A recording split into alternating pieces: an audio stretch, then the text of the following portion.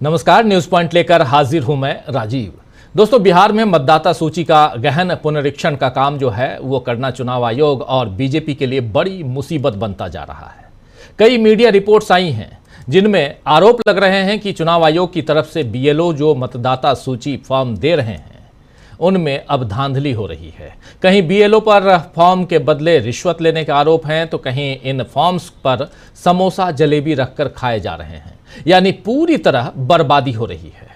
हालांकि ऐसी रिपोर्ट्स के आने के बाद अब चुनाव आयोग का एक ट्वीट आया है जिसमें वो दिखाने की कोशिश कर रहा है कि किसी भी योग्य मतदाता को छोड़ा नहीं जाएगा। ये बात लगातार चुनाव आयोग कह रहा है। ये जरा देख लेते हैं उस ट्वीट में लिखा क्या है चुनाव आयोग ने। चुनाव आयोग लिखता है कि कोई योग्य मतदाता छूटे ना। चुनाव आयोग आपके द्वार जिला पटना में बीएलओ घर घर जाकर गणना प्रपत्र भरवाने में मदद कर रहे हैं और भरे हुए प्रपत्रों का संग्रहण भी जोर शोर से किया जा रहा है। लेकिन जो मीडिया रिपोर्ट्स आई हैं उनके आधार पर कांग्रेस ने ट्वीट किया है। लंबा चौड़ा कांग्रेस का ट्वीट है, उस ट्वीट को भी आपके सामने रख रहा हूं। ट्वीट में कांग्रेस यहां पर लिख रही है कि बीजेपी, जेडीयू और चुनाव आयोग ने मिलकर बिहार चुनाव को मजाक बना दिया है। ठीक चुनाव से पहले स्पेशल इंटेंसिव रिवीजन यानी एसआईआर लेकर आए और वोटरों की जांच करने लगे, लोगों से कागज मांगने लगे। अब खबर है कि इस प्रक्रिया में भारी गड़बड़ी चल रही है। पहली गड़बड़ी क्या है कि बीएलओ लोगों को धमकाकर अवैध वसूली कर रहे हैं। दूसरा कि बीएलओ घर घर नहीं जा रहे हैं, मनमानी तरीके से फॉर्म भर रहे हैं। तीसरा कि एसआईआर की प्रक्रिया यानी स्पेशल इंटेंसिव रिवीजन की प्रक्रिया को लेकर बीएलओ खुद ही कंफ्यूज हैं। इतना ही नहीं, गणना वाले फॉर्म पर जलेबी और समोसे परोसे जा रहे हैं। लोगों के पास एसआईआर की प्रक्रिया को लेकर कोई जानकारी नहीं है। उल्टा लोगों में इस प्रक्रिया को लेकर डर है कि उनका वोट का अधिकार छीन लिया जाएगा। साफ है, बीजेपी, जेडीयू और चुनाव आयोग का एजेंडा दलितों, पिछड़ों, वंचितों और आर्थिक रूप से कमजोर वर्ग को वोटर लिस्ट से बाहर करना है, उनसे वोट का अधिकार छीन लेना है। ये एक साजिश है जिसे हम किसी भी कीमत पर कामयाब नहीं होने देंगे। तो कांग्रेस ने तो साफ ऐलान कर दिया है कि किसी भी वोटर का नाम बाहर करने की या चुनाव में धांधली की साजिश को कामयाब नहीं होने दिया जाएगा। वहीं आरजेडी ने अहम सवाल उठाया है कि चुनाव आयोग जिस तरह से दावा कर रहा है कि बड़ी संख्या में विदेशियों के नाम मतदाता सूची में अब तक थे, तो उनका जिम्मेदार कौन है। तेजस्वी यादव ने कहा है कि बिहार में 20 सालों से और केंद्र में 11 वर्षों से बीजेपी एनडीए सरकार में है। अगर कोई विदेशी नागरिक हमारी सीमा में घुसा है तो उसके दोषी प्रधानमंत्री मोदी और मुख्यमंत्री नीतीश कुमार हैं। आइए जरा सुन लीजिए तेजस्वी यादव ने इस मसले पर क्या कुछ कहा है, क्योंकि कल से आज तक लगातार मीडिया के जरिए ये फैलाने की कोशिश हो रही है कि बड़ी संख्या में विदेशी नागरिकों के पास voter identity card voter card मिला है। तो वोटर कार्ड जो मिले हैं वो विदेशी नागरिक हैं। अभी तक पता क्यों नहीं चला? आखिर अभी तक क्या चुनाव आयोग सोया हुआ था या ये भ्रम फैलाने की कोशिश है, चुनाव आयोग की धांधलियों को छिपाने की कोशिश है? तेजस्वी यादव क्या कह रहे हैं इस मसले पे सुनिए। और इस तरह की अगर कोई बात है भी तो आखिरी बार यूपी की सरकार में 2003 में एसआईआर हुआ था। उसके बाद से अब तक जो है इतने साल हो गए और इन सालों में कई चुनाव हम लोगों ने देखा। नरेंद्र मोदी जी का 14 का भी चुनाव देखा, 19 का भी देखा और 24 का भी देखा। यानी इनका कहने का मतलब ये है कि उस समय हम लोग 3-3, 4-4 लाख वोट से चुनाव हारे। तो क्या विदेशियों ने नरेंद्र मोदी जी को वोट दिया? 39 सीटें आई 40 में से, इस बार 30 सीटें आई एनडीए को। तो विदेशी यानी उनको वोट दे रहे लोकसभा के चुनाव में। बात ये खड़ा होता है कि 2005 के बाद से बिहार में किसकी सरकार है? एनडीए की सरकार है, बीजेपी की, नीतीश कुमार जी की सरकार है। 11 साल से केंद्र मंत्री कौन है? केंद्र में गृह मंत्री कौन है? 11 साल से देश का प्रधानमंत्री कौन है? मोदी जी हैं, अमित शाह जी हैं। तो ये गलती किसकी है फिर? यानी गलती तो इन्हीं एनडीए वालों की है। अगर किसी को अगर मिला भी है नागरिकता या वोटर लिस्ट में अगर नाम भी अगर जुड़ा है तो ये इनकी सरकार रिस्पॉन्सिबल है, नीतीश कुमार और मोदी जी रिस्पॉन्सिबल हैं। क्योंकि 20 साल से बिहार में सरकार इनकी है, 11 साल से केंद्र में इनकी सरकार है, और ये जितने चुनाव जीत करके ये लोग गए, सरकार बनाए, तो यानी सब फर्जी है। यानी ये कहना क्या चाह रहे हैं? नेपाल की जहाँ तक बात है, आप जानते हैं बिहार का रोटी और बेटी का संबंध रहा है। बिहार पुलिस में, बिहार मिलिट्री पुलिस में गोरखा लोग हैं, नेपाली लोग हैं, आर्मी में नेपाली लोग हैं, भारतीय सेना में नेपाली लोग हैं। वहाँ जाकर के नेपाल में आप प्रचार करते आइए बहाली हो रहा है, आइए हमारे सेना में जुड़िए। ये देखिए, असल में सुप्रीम कोर्ट ने जब से मामले को संज्ञान में लिया है और जब से इलेक्शन कमीशन को सलाह दी है, तब से इनके हाथ पैर फूले हुए हैं। क्यों नहीं मिस्टर ज्ञानेश कुमार जो है आगे आकर के सारी बातों को रखते हैं? अभी कहेंगे कि फलना अभी ग्राउंड बनाने की बात की जा रही है, फिर बोलेंगे इनके पास कुछ कहने के लिए है नहीं सुप्रीम कोर्ट में कि फर्जी वोटर्स है, फर्जी वोटर्स है। अगर है भी तो रिस्पॉन्सिबल कौन है? इलेक्शन कमीशन है और एनडीए की सरकार है। तो साफ साफ यहां बातें बताते हुए, पोल खोलते हुए कि सरकार आखिर किसकी है। पिछले 20 साल से बिहार में सरकार एनडीए की है और उसके बाद इधर 11 साल से केंद्र में सरकार एनडीए की है, और उसके बाद कह रहे हैं कि बड़ी संख्या में विदेशी नागरिक आखिर आए कैसे, और अगर विदेशी नागरिकों ने इतने मतों से इनको जिताया है तो फिर सरकार तो फर्जी है। ये बात यहां रख रहे हैं तेजस्वी यादव। उधर इसी बीच जब हम ये कार्यक्रम कर रहे हैं तो बिहार चुनाव को लेकर राहुल गांधी और कांग्रेस के अध्यक्ष, तमाम यहाँ पर केंद्रीय जो कांग्रेस की समिति है उसकी बैठक चल रही है, और बिहार कांग्रेस के नेता यहाँ पहुँचे हुए हैं, और इस राजेश राम पहुँचे हुए हैं जो बिहार के, अभी आप पिक्चर देख रहे थे इस तस्वीर में, इस विजुअल में, ये जो विजुअल है इसमें कि राजेश राम पहुंच रहे हैं कांग्रेस मुख्यालय, और यहां पर बैठक चल रही है बिहार चुनाव को लेकर। तो विपक्ष के आरोप और सवाल बता रहे हैं कि चुनाव आयोग जिस तरह भी कदम उठाएगा उसमें बीजेपी को फायदा हो या ना हो, लेकिन चुनाव आयोग की साख को नुकसान जरूर होगा। पहले भी इस कवायद के पीछे छिपी मंशा पर सवाल उठे और चुनाव आयोग से पूछा गया कि 2003 से लेकर अब तक जितने चुनाव हुए क्या वो सब फर्जी कहलाएंगे, क्योंकि नई सूची तैयार करने के लिए चुनाव आयोग अब 11 तरह के ऐसे कागज मांग रहा है जो अधिकतर लोगों के पास नहीं है। दूसरी तरफ यह मामला सुप्रीम कोर्ट में भी चला गया है, जिस पर अब अगली सुनवाई 28 जुलाई को होनी है। हालांकि इलेक्शन कमीशन की कवायद 25 जुलाई को पूरी होगी, जो ये कवायद चल रही है एसआईआर का। इसलिए ये सवाल भी बना हुआ है कि अगर अदालत का फैसला चुनाव आयोग के खिलाफ आया तब क्या ये सब बेकार हो जाएगा, एक बड़ा सवाल है। लेकिन इन सवालों के बीच बीजेपी की मुसीबत कैसे बन गया है चुनाव आयोग? जी हां, विपक्ष की मुसीबत नहीं, बीजेपी की मुसीबत कैसे बन गया है चुनाव आयोग, आज इस पे चर्चा करेंगे, गहन चर्चा। हम भी जरा स्पेशल इंटेंसिव चर्चा करें, डिस्कशन। चलिए, हमारे साथ कुछ वरिष्ठ साथी जुड़े हुए हैं, उनसे आपका परिचय करवाता हूं। हम लोग भी जरा SIC करते हैं, SID कह लीजिए, करते हैं जरा। सुनील शुक्ला जी, आपका स्वागत करता हूं। डॉक्टर प्रकाश हिंदुस्तानी जी, स्वागत है आपका। प्रेम कुमार जी जुड़े हुए हैं, आपका भी स्वागत है। स्वागत है प्रशांत टंडन जी आपका, और अमलेंदु उपाध्याय जी आपका। आप सबका स्वागत इस्तकबाल आप तमाम दोस्त साथी शुभचिंतक आप सबका, जो अब तक जुड़ चुके हैं उनका भी, जो जुड़ने वाले हैं उनका भी। सीधा प्रशांत जी, पहले आपके पास आता हूं।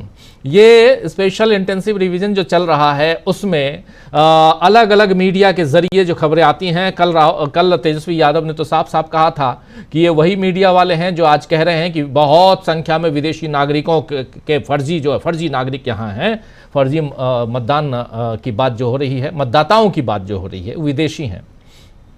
ये वही मीडिया वाले हैं जो लाहौर, इस्लामाबाद, कराची सब जितवा दिए थे, दूसरे दिन चाय पीने जा रहे थे हम।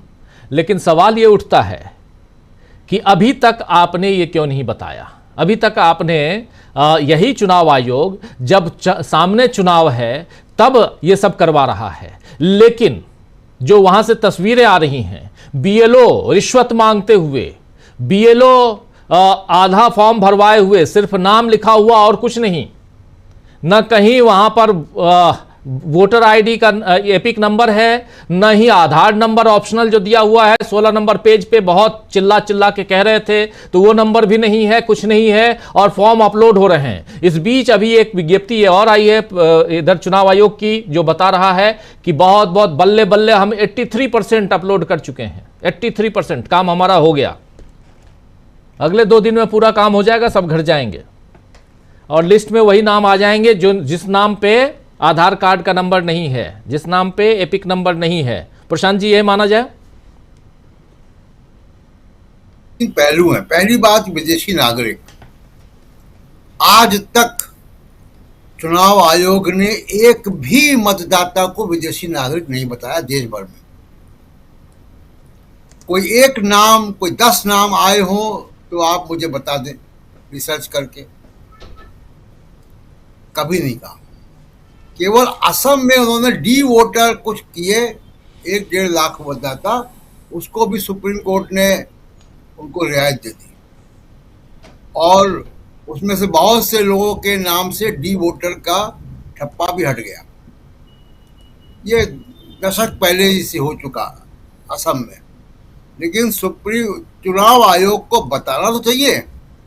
आज लगभग 14 दिन हो गए इंटेंसिव रिवीजन को शुरू हुए और 24 जून से इनका आदेश आ गया था।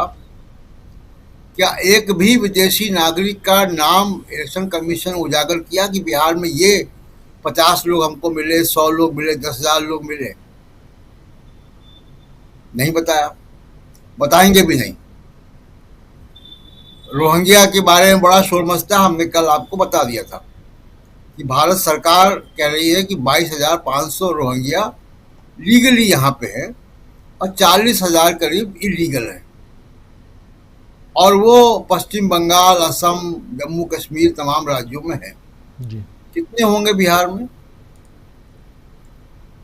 और अगर हैं भी तो आप उनको क्यों नहीं पहचान पा रहे हैं? ट्रंप सरकार ने पहचाना विदेशी नागरिकों को, जिनके पास कागज नहीं थे उनको भेज दिया ना अपने अपने देशों में।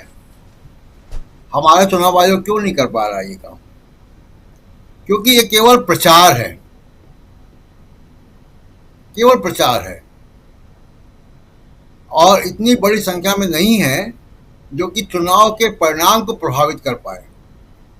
दूसरी सबसे बड़ी बात यह है प्रशांत जी कि यह काम चुनाव आयोग का है भी नहीं, है भी नहीं। नागरिकता चेक करना चुनाव आयोग का काम नहीं है। मैं मानूं कि चलो असम का तरीके का एक्सपेरिमेंट आप करें कि डाउटफुल वोटर, एक डी वोटर उन्होंने क्रिएट किया असम में, तो वो भी तो नहीं किया। कितने लोगों को किया? कितने लोगों को अंडरलाइन किया कि ये विदेशी है? कितने लोगों के नाम, एक भी नाम कभी बताया इलेक्शन कमीशन ने पिछले 10 साल में, 5 साल में? हर चुनाव में ये हंगामा मचता है। झारखंड में हंगामा मचता है, झारखंड के चुनाव में ये हंगामा मचा था, असम के चुनाव में हंगामा मचता है। असम में तो डी वोटर हैं और उनकी भी संख्या लगातार कम हो रही, क्योंकि वो वेरीफाई हो रहा है फॉरेनर्स ट्रिब्यूनल्स में जाके। दूसरा सवाल कि एक उसका जो पॉलिटिकल मतलब है, पॉलिटिकल मतलब ये कि इलेक्शन कमीशन, मैंने पहले कहा था, इलेक्शन कमीशन बनाम बिहार की जनता हो गया है। अब वो बिहार की जनता में बड़ा इशू जो आपकी हेडलाइन है, कैसे मुसीबत बना है, वो इलेक्शन कमीशन का जो ये जास्तियां हो रही है वहाँ पे, जो ये लोगों को प्रमाण पत्र जमा करने पड़ रहे, अपने पिता के, अपने नागरिकता साबित करनी पड़ रही है, जो कि गैर संवैधानिक है, गैर कानूनी है कि नागरिकों को नागरिकता साबित करनी पड़े। तो इसका कोई संवैधानिक और कानूनी आधार नहीं है। इसका तरीका यह है कि इलेक्शन कमीशन उनको पहचाने कि हाँ ये है, और वो बताए उनको कि हमारे पास आपके विदेशी होने का ये सबूत मेरे पास है, अब आप अपने आप को डिफेंड करो। इसका उल्टा प्रक्रिया नहीं है कि सारे हिंदुस्तान के लोगों को अपनी नागरिकता साबित करनी हो। यह प्रक्रिया गैर कानूनी है, गैर संवैधानिक है, ऐसा कोई प्रावधान कहीं नहीं है कि पूरे बिहार के 7 करोड़ 90 लाख मतदाताओं को अपनी नागरिकता साबित करनी पड़े, ऐसा कोई वो नहीं है। अब तो जाहिर सी बात है कि इसका एक पॉलिटिकल असर बिहार में हो रहा है, और इस वक्त बाकी सारे मुद्दे, बेरोजगारी, पेपर लीक, अपराध जो बढ़ रहे हैं, उन सब से बड़ा मुद्दा जो है वो ये बन गया है कि किस तरीके से लोगों के ऊपर एक बिना मतलब की मुसीबत, जहाँ बाढ़ है, जहाँ फसलों का समय है, जहाँ पे लोग कंपटीशन की तैयारी कर रहे हैं, काम धंधे कर रहे हैं, वो अपना सब कुछ छोड़ के ये एक असंभव सा काम में लग गए 11 जो उन्होंने फॉर्म दिए।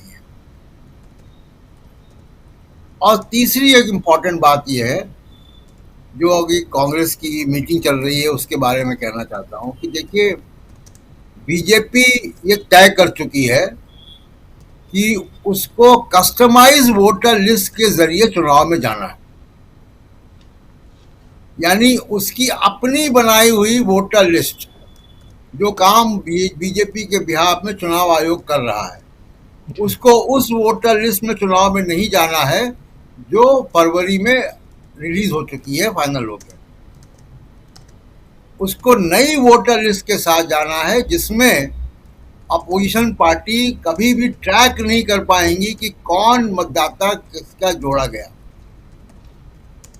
ये जो इंटेंसिव SIR हो रहा है, इसके बाद जो मतदाता सूची सामने आएगी, उसमें फिजिकल, यानी उसमें नाम पते देखकर आप फिजिकल अपने लोगों को भेजेंगे तो मुश्किल से मुश्किल, बहुत बड़ा एफर्ट भी करेंगे तो कुछ 100 या कुछ 1000 लोगों को ही आप वेरीफाई कर पाएंगे जी। क्योंकि वो मशीन रीडेबल पहली बार डेटा नहीं देगा इलेक्शन कमीशन, महाराष्ट्र का नहीं दिया, बिहार का भी नहीं देगा। और दूसरा कि वो मशीन रीडेबल दे भी दे तो उनके आधार या voter ID card epic number से उनकी ट्रैकिंग नहीं हो पाएगी। तो ये एक अदृश्य मतदाता वहां पे बड़ी संख्या में होएगा। तो बीजेपी ये तय कर चुकी है, अब अपोजिशन को तय करना है कि वो क्या करे। हम सुप्रीम कोर्ट के तमाम तरीके के इंटरप्रिटेशन करते रहे सुप्रीम कोर्ट की सुनवाई के, लेकिन हकीकत यह है कि आज चौथे दिन भी इलेक्शन कमीशन ने सुप्रीम कोर्ट का सुझाव नहीं माना, और आगे भी मानेंगे इसकी कोई गारंटी नहीं है, क्योंकि वो अपनी प्रक्रिया उसी हिसाब से चला रहे हैं जिस हिसाब से वो चला रहे थे सुप्रीम कोर्ट की सुनवाई के पहले भी। तो अब अपोजिशन को तय करना है कि वो क्या करे। देखिए, जिस तरीके की रिजीम है, जिस तरीके का मीडिया है, जो कल तेजस्वी ने बोला, राहुल गांधी मीडिया पे अक्सर जो है वो आलोचना करते हैं, जिस तरीके का मीडिया है, जिस तरीके की कमिटेड ब्यूरोक्रेसी है, जिस तरीके का चुनाव आयोग है, उस माहौल में अपोजिशन को या सिर्फ पॉलिटिकल पार्टीज ये लड़ाई नहीं जीत पाएंगी।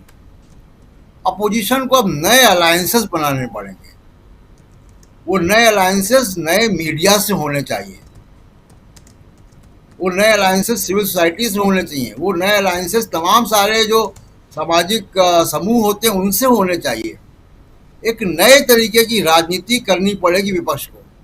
अब केवल प्रेस कॉन्फ्रेंस करके, रैलियां करके, सेमिनार करके आप बीजेपी के खिलाफ आरोप लगाते रहेंगे, वो आरोप पे हंसते रहेंगे, इलेक्शन कमीशन अपना काम करता रहेगा, सुप्रीम कोर्ट में जो होगा सो होगा। तो उसका नतीजा ये होगा कि बिहार का चुनाव एक मनमानी जो वोटर लिस्ट है इसके जरिए होगा, और उसमें नतीजे की घोषणा पहले ही कर सकते हैं आप।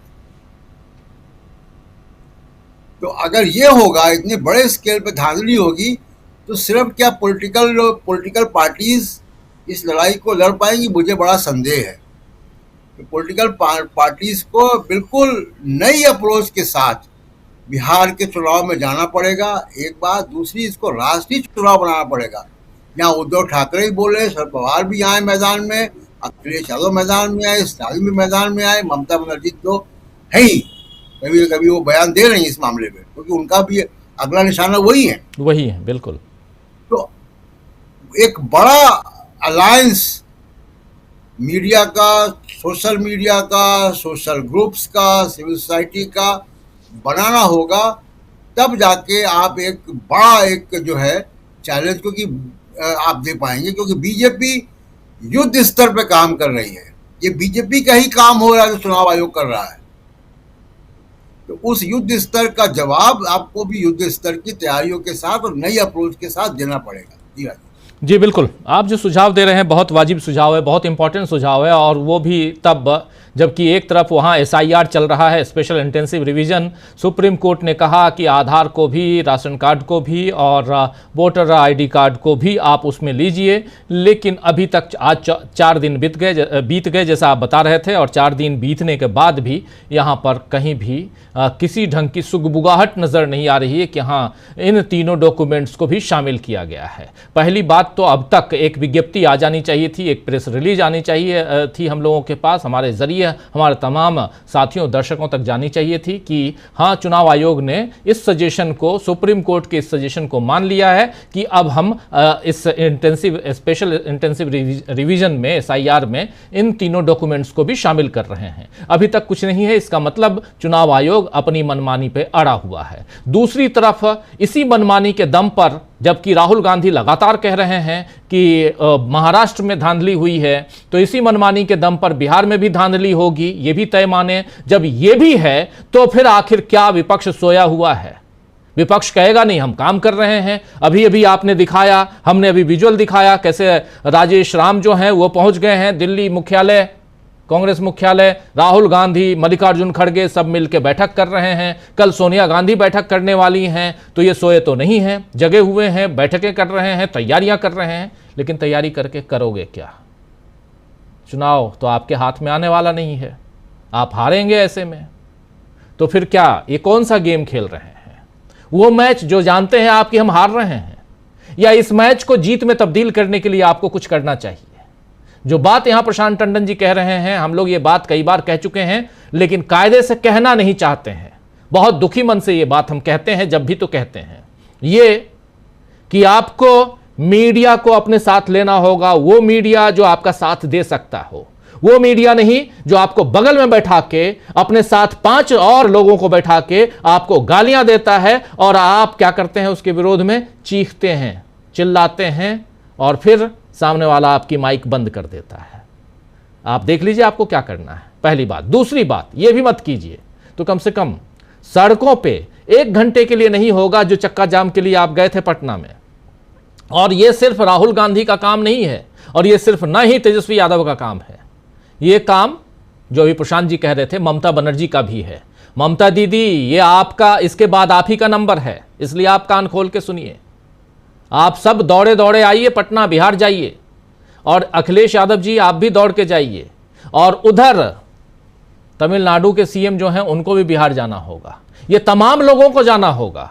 बिहार में अभी तो पूरा फोकस बिहार और स्पेशल इंटेंसिव रिवीजन का फैसला जो भी सुप्रीम कोर्ट में आए, लेकिन जनता के दरबार में यह फैसला विपक्ष को करवा लेना चाहिए कि ये जो आप कुछ भी चला दे रहे हैं, चलवा दे रहे हैं कि इतने रोहिंग्या मिल गए, इतने नेपाली मिल गए, इतने बांग्लादेशी मिल गए, वो आंकड़े दे दीजिए, या वो आंकड़े दीजिए जो मध्य प्रदेश में आपने दिए हैं कि एक एक घर में 100, एक एक पते पर 100 से ज्यादा वोटर कैसे रजिस्टर्ड हैं। हमारे साथी अभी बताएंगे डॉक्टर प्रकाश हिंदुस्तानी जी। प्रकाश जी, आपके ही राज्य में मध्य प्रदेश में ये खबर आई अभी 3 दिन पहले। हम लोग लगातार 3 दिन से चर्चा कर रहे हैं, आज तीसरा दिन चर्चा हम कर रहे हैं फिर से।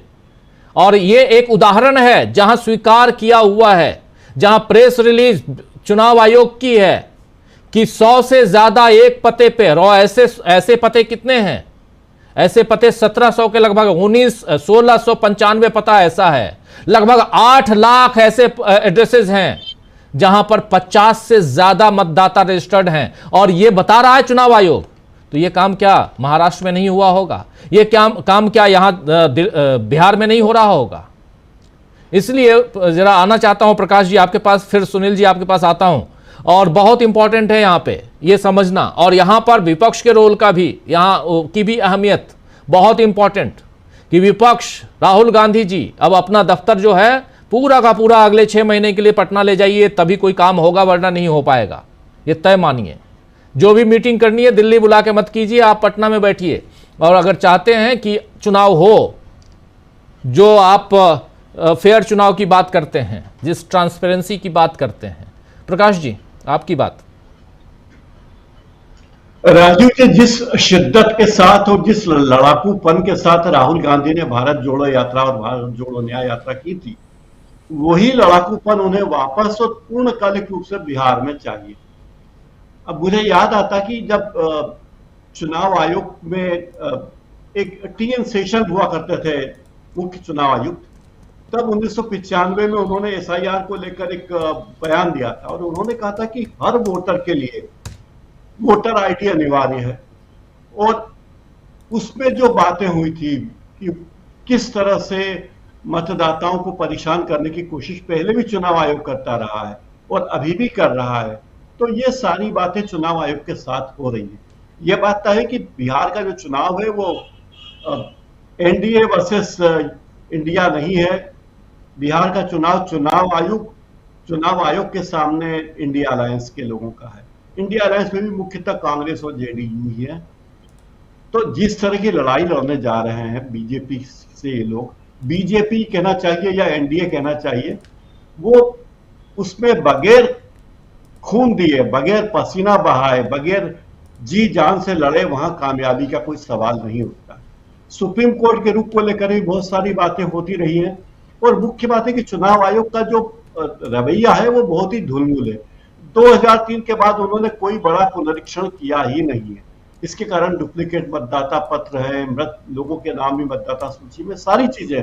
पर आप बताइए कि इतने बड़े देश में कितने लोग हैं जो विदेशी नागरिक है, और विदेशी नागरिक है तो उनका वोटर कार्ड कैसे बन गया, किसने बनाया? क्या कांग्रेस कार्यालय से वोटर कार्ड बनता था? या इतने जो भी तेजस्वी यादव कह रहे हैं कि जब इस देश में 11 साल से बीजेपी की सरकार है, नरेंद्र मोदी प्रधानमंत्री हैं और अमित शाह गृह मंत्री हैं, तो विदेशी नागरिक, विदेश के लोग यहां आकर नागरिक कैसे बन गए? तो इसका कोई तो जवाब हो, लेकिन यह जवाब किसी के पास नहीं है। मतदाताओं के लिए जो फॉर्म भरना चाहिए, वो उस फॉर्म की प्रक्रिया क्या है? मतदाताओं की बात तो छोड़िए, कई सरकारी कर्मचारियों तक को पता नहीं कि उन्हें क्या करना है। बीएलओ जाते हैं दफ्तर, उन्हें बताया जाता है कि आज आपको ये काम करना है, और फिर उसी फॉर्म पे सेव कचौरी जलेबी खानी है। ये सारी गतिविधियां शर्मनाक है। और जिस मध्य प्रदेश की बात आपने कही, इस मध्य प्रदेश में तो एक और कांड हुआ है। जब मध्य प्रदेश की मुख्य चुनाव अधिकारी, प्रदेश की चुनाव अधिकारी एक जगह वोटिंग मशीन का प्रदर्शन करने गई थी, तो जब वोट डाले गए तो सारे के सारे वोट बीजेपी को गए। उनके सामने जब दिखाया गया कि कांग्रेस को किसी ने वोट दिया, लेकिन जब पर्ची निकली वीवीपैट की तो उसमें था कि बीजेपी को वोट गया, तो तब भी ये मामला दबा दिया गया। तो ऐसी सारी चीजें चुनाव आयोग करता रहता। तो लड़ाई सीधी चुनाव आयोग से है। चुनाव आयोग इसमें एक पार्टी बन गया है बिहार के चुनाव में, और बिहार के चुनाव के बाद फिर अब बंगाल का नंबर है। और दुर्भाग्यपूर्ण है कि इंडिया अलायंस के दल इकट्ठे होकर एक साथ नहीं आ रहे हैं और बिहार में पूरी लड़ाई नहीं लड़ने जा रहे हैं। ये बहुत ज्यादा चिंता की बात है। बीएलओ के सामने जो तकनीकी दिक्कतें आती है, इंटरनेट की समस्या वहां पे है। 60 फॉर्म हर दिन, हर बीएलओ को 60 फॉर्म अपलोड करने होते हैं, और उसमें ईसीआई नेट ऐप की खामियां भी बहुत सारी है। बीएलओ कहते हैं हम तो 16-16 घंटे काम कर रहे हैं, फिर भी हमारे 60 फॉर्म पूरे नहीं हो रहे हैं। और दूसरी तरफ जब रिपोर्टर जाते हैं, पत्रकारों ने ये देखा है कि बीएलओ आधे अधूरे फॉर्म भर के पेश कर रहे हैं और उन्हीं को चढ़ा दिया जा रहा है और कहा जा रहा है कि हमने कंप्लीट कर लिया। और इस तरह 83%, 83% काम कर चुके हैं वो एसआईआर का। तो आश्चर्य की बात है कि क्या हो रहा है। विपक्षी दल जो भी आरोप लगा रहे हैं, लेकिन केवल विपक्षी दल ही नहीं है, केवल आरजेडी, कांग्रेस, टीएमसी आप ही नहीं है, एडीआर जैसे संगठन भी है जो कह रहे हैं कि ये नियोजित साजिश है। इसका मतलब है गरीब, दलित, अल्पसंख्यक मतदाताओं को मतदान से वंचित करना, और ये एक तरह से चुपके से एनआरसी लागू करने की कोशिश है, ताकि मतदाताओं की संख्या में वो चुनाव को खरीदा जा सके, चुनाव को के साथ धोखाधड़ी की जा सके, चुनाव की चोरी की जा सके। ये एक ऐसा गंभीर पहलू जो मुझे नहीं लगता कि हमारे आजादी के बाद कभी भी चुनाव आयोग के सामने इस तरह की शर्मनाक स्थिति का सामना करना पड़ा होगा और ये आरोप लगे होंगे। राजीव जी। जी बिल्कुल बिल्कुल, सिंपल सा सवाल है सुनील जी कि जब हमको पता है कि यहां गड़बड़ी हो सकती है, ये तो सबको पता है। राहुल गांधी तो पूरी लिस्ट लेकर घूम रहे थे, प्रेस कॉन्फ्रेंस कर रहे थे। राहुल गांधी, पूरा विपक्ष, महाराष्ट्र, उससे पहले हरियाणा, उसके बाद दिल्ली, 3 चुनावों में हार के बाद, और दिल्ली में सबसे शुरुआत में अरविंद केजरीवाल ने वो लिस्ट दिखाई थी कि दिलशाद कॉलोनी और उसके बाद शाहदरा, इन सब जगहों पे कैसे वोटर्स बढ़ाए गए हैं। फिर आप जान रहे हैं कि अभी अचानक ये स्पेशल इंटेंसिव रिवीजन चालू करवा दिया गया। इसके पीछे की मंशा क्या है ये भी आपको पता। हम जैसे लोग जो कम पढ़े लिखे हैं, इन लोगों से थोड़ा बहुत ये सब करके कमा लेते हैं, हम लोग अगर ये काम समझ सकते हैं तो ये बहुत पढ़े लिखे लोग तो बहुत समझ सकते होंगे सुनील जी। लेकिन उसके बाद भी ये क्यों नहीं समझते हैं? जब ये समझ सकते हैं कि इतना हुआ है और इनकी पहुंच भी वहां तक है कि रात को 1:30 बजे राहुल गांधी को कह दिया जाता है कि ईडी सक्रिय हो गई है, तो ये भी कोई कह सकता है कि चुनाव आयोग का कोई अंदर का बंदा कह सकता है, बता सकता है, शायद होगा ऐसा। उसके बाद भी चुप्पी विपक्ष, इसलिए ये बात यहां कह रहा हूं। दूसरी बात कि जब यही होना है और इसके बाद फिर उधर पश्चिम बंगाल में होना है, उसके बाद उधर तमिलनाडु और बाकी दूसरे प्रदेशों में होना है, चुनाव आयोग ने अभी 2 दिन पहले अपने तमाम राज्यों के इकाइयों को एक्टिव कर दिया है कि तैयार हो जाइए पूरे देश में स्पेशल इंटेंसिव रिवीजन के लिए। जनवरी महीने से, अगले साल 2026 के जनवरी महीने से स्पेशल इंटेंसिव रिवीजन के लिए तैयार हो जाइए। जब ये चल रहा है तो फिर क्यों सोए हुए हैं? एक बात। दूसरी बात कि विपक्ष को चलिए थोड़ी देर के लिए किनारे रखते हैं, बहुत प्रेशर है विपक्ष के ऊपर, सत्ता नहीं है, पैसा नहीं है और लोगों की गालियां अलग है। लेकिन सत्ता पक्ष को थोड़ा सा देखिए। सत्ता पक्ष, उसमें भी बीजेपी जो कर रही है, और बीजेपी को कैसे यहां चुनाव आयोग फंसा रहा है।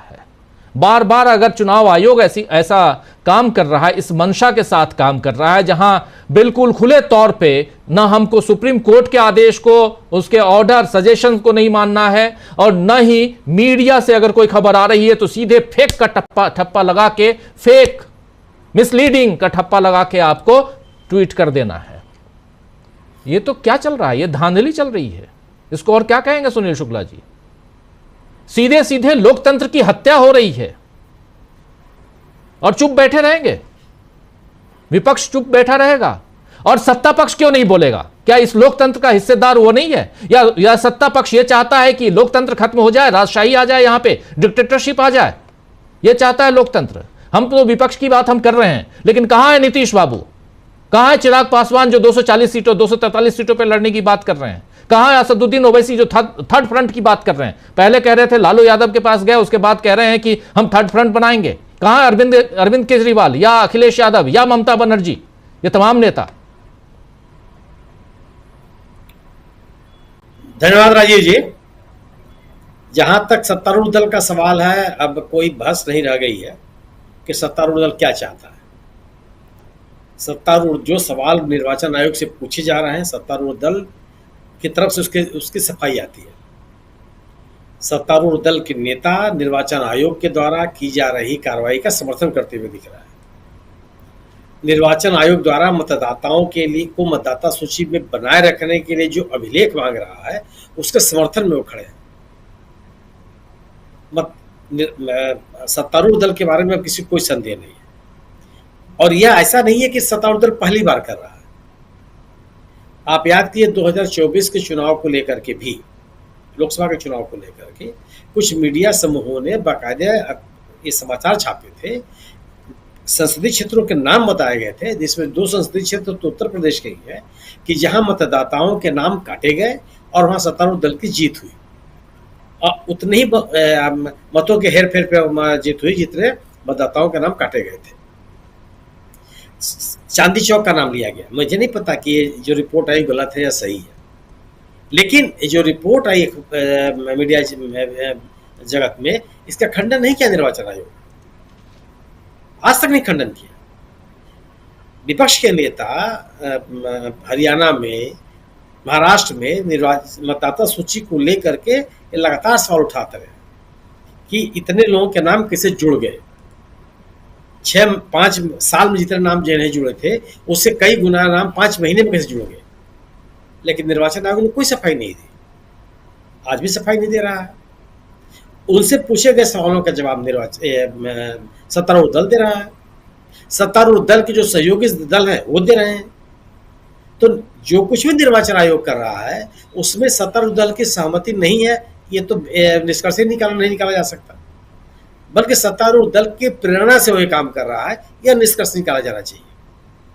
और उसके सभी गतिविधियों में जो सत्तारूढ़ दल बीजेपी है उसके सहयोगी दल भी शामिल है। उसमें देश के लोगों को किसी तरह का संदेह नहीं होना चाहिए, बाकायदे सत्तारूढ़ दल यही कर रहा है। लेकिन जहां तक विपक्ष का सवाल है, अगर आज पूरे बिहार में मतदाता सूची के पुनरीक्षण को लेकर के लोगों के मन में बेचैनी है, तो उस बेचैनी में वहां का विपक्षी दल की भूमिका से हम इनकार नहीं कर सकते। लगभग अगर आप बिहार में पता करेंगे, लगभग हर पोलिंग बूथ के लिए इन दलों के जो एजेंट्स हैं वो सक्रिय हैं। वो देख रहे हैं कि निर्वाचन आयोग क्या कर रहा है, बाकायदे सक्रियता बरत रहे हैं।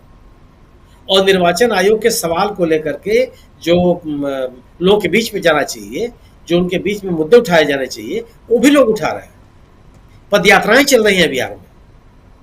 सवाल इस बात का केवल यह है कि चूंकि जो आपने मीडिया का सवाल उठाया, मीडिया तो चुपचाप है।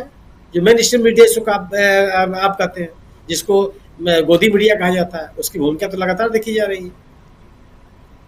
किसी को भी पुनरीक्षण पे सवाल नहीं पैदा उठाना है। पुनरीक्षण करने का अधिकार निर्वाचन आयोग का, इस पर भी किसी को सवाल नहीं है। सवाल केवल यह है जिसको सुप्रीम कोर्ट ने भी पूछा और सभी के मन में प्रश्न है कि आखिर अभी क्यों हो रहा है।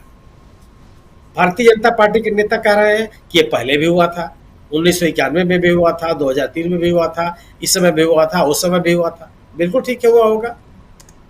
लेकिन सवाल बताइए, क्या उस समय हुआ था जब चुनाव सिर पे था? जिस देश में या देश के किसी राज्य में 2 महीने 3 महीने बाद चुनाव हो रहा था और उस समय निर्वाचन आयोग बैठ करके गहन परीक्षण कर रहा था मतदाता सूची का। गहन परीक्षण तो एक ऐसा शब्द है जिससे बहुत चीजें सामने नहीं आती। एक नई मतदाता सूची तैयार करने की बात कीजिए। ऐसा कौन सा समय था और ऐसा कौन सा समय था, किस दौर में पुनरीक्षण की बात कर रहा था निर्वाचन आयोग? उससे मतदाताओं से ऐसे प्रमाण मांग रहा था जो उनके पास ही नहीं है। नागरिकता का कौन सा प्रमाण पत्र भारत सरकार ने जारी किया अपने नागरिकों को? क्यों मांग रहे हैं आप? इस देश में जन्मस्थान का प्रमाण पत्र देने की व्यवस्था किसने की, कब की गई? और अगर नहीं की गई तो क्यों मांग रहे हैं? जाति प्रमाण पत्र कौन होते हैं आप मांगने वाले? जो आप आवास का प्रमाण पत्र की बात करेंगे, आवास का प्रमाण पत्र 6 महीने के लिए वैध ही होता है और वह भी उद्देश्य विशेष के लिए जारी किया जाता है। आप यूं ही एप्लीकेशन देके चले आइए कि मुझे आवास का प्रमाण पत्र जारी किया जाए, मजिस्ट्रेट आपको मना कर देगा। सब डिविजनल मजिस्ट्रेट मना कर देगा कि नहीं, आप बाकायदा इसका पर्पज बताइए। यह भी आसानी से नहीं दिया जाता। और जो प्रमाण पत्र, जो डॉक्यूमेंट भारत सरकार ने जारी किए हैं वो सबको उपलब्ध करा है, अभियान चला करके उसको आप नहीं मानेंगे। किस दौर में ऐसा हुआ था? तो एक पूरी की पूरी तरह से निर्वाचन को प्रभावित करने और अपने इच्छा के अनुकूल या अपने प्रति प्रतिबद्ध मतदाताओं को मतदाता सूची में रख करके चुनाव कराने की जो कोशिश है, यह लोकतंत्र के हित में नहीं है। और यह बात विपक्ष उठा रहा है। सही आपका कहना है कि जितनी सघनता के साथ उठाया जाना चाहिए, हो सकता है कि उतनी सघनता के साथ, उतनी गंभीरता के साथ न उठाया जा रहा, लेकिन इस पर लगातार बात की जा रही है। और बिहार के संदर्भ में कम से कम यही बात है कि सिविल सोसाइटी भी सक्रिय है, कायदे सक्रिय है, लोगों के बीच में उठ जा रहे हैं। आप बिल्कुल सही कर रहे हैं कि बिहार के मुद्दे पर कम से कम पूरे इंडिया दल समूह को, जिसमें डीएमके भी शामिल है, समाजवादी पार्टी भी शामिल है, सभी दल जो शामिल हैं, इनको बिहार में सक्रिय हो जाना चाहिए जी। लेकिन कम से कम जो महागठबंधन के 3 प्रमुख दल हैं वो सक्रिय हैं। उनके डिग्री को लेकर के हम आप जरूर सवाल पूछ सकते हैं जी। लेकिन जिस भूमिका में निर्वाचन आयोग है वो उस भूमिका के साथ तो नहीं खड़ा हुआ जा सकता। और मेरा भी मानना है कि जो आदेश सर्वोच्च न्यायालय ने दिए हैं, उस निर्णय को निर्वाचन आयोग को मानना पड़ेगा। वह आधार कार्ड की अवहेलना नहीं कर सकता, वह मतदाता पहचान पत्र की अवहेलना नहीं कर सकता, वो राशन कार्ड की अवहेलना नहीं कर सकता। इसलिए बिहार में बाकायदे अभी तक के भी नहीं आया कि जो निर्वाचन आयोग ने कहा है उसको हम नहीं मानेंगे। अगर ये बात बिल्कुल आपका कहना सही है कि उसको स्वीकार करने का कोई लिखित आवेदन अगर नहीं है, तो ये भी है कि लिखित रूप से उन्होंने भी नहीं दिया कि उसको नहीं मानेंगे। व्यवहारिक रूप से यह बात बिहार में कही जा रही है कि उन्होंने आधार कार्ड और मतदाता पहचान पत्र के आधार पर आवेदन पत्र लेने स्वीकार करने शुरू कर दिए हैं, और लगभग अधिकांश जिलों में। अब सवाल है कि जो नैरेटिव बनाने की कोशिश की जा रही है कि नेपाल के, बांग्लादेश के, म्यांमार के, यहाँ के, वहाँ के लोग वहाँ मतदाता बन गए हैं, तो या 2024 के चुनाव में भारतीय जनता पार्टी के किसी भी उम्मीदवार ने अपने किसी भी संसदीय क्षेत्र में एक भी आवेदन पत्र दिया है जिला निर्वाचन अधिकारी को कि हमारे इलाके के फला क्षेत्र में इतने विदेशी नागरिक मतदाता बने हुए हैं? सम्मानित रविशंकर प्रसाद जी ने बिहार के बारे में कहा हो, ये गिरिराज सिंह जी ने बेगूसराय के बारे में कहा हो, नित्यानंद राय साहब ने अपने संसदीय क्षेत्र के बारे में कहा हो, किसी ने नहीं। राजीव प्रताप रूडी साहब ने अपने इलाके में कहा हो कि साहब हमारे क्षेत्र में इतने विदेशी नागरिक मतदाता हैं।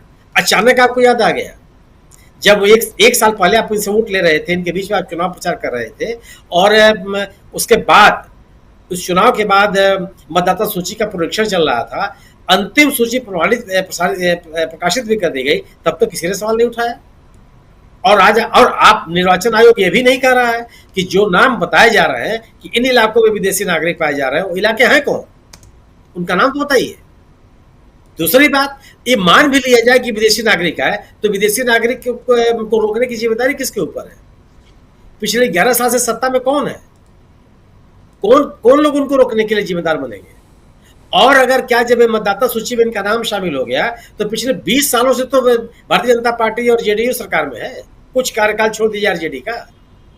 सरकार में आप, राज्य में भी, केंद्र में भी, सीमाओं की सुरक्षा की जिम्मेदारी आपके ऊपर। आप इस बात की जिम्मेदारी लीजिए, घुसपैठ बढ़ रही है, हम रुकने विफल हैं, आप इस बात को स्वीकार कीजिए।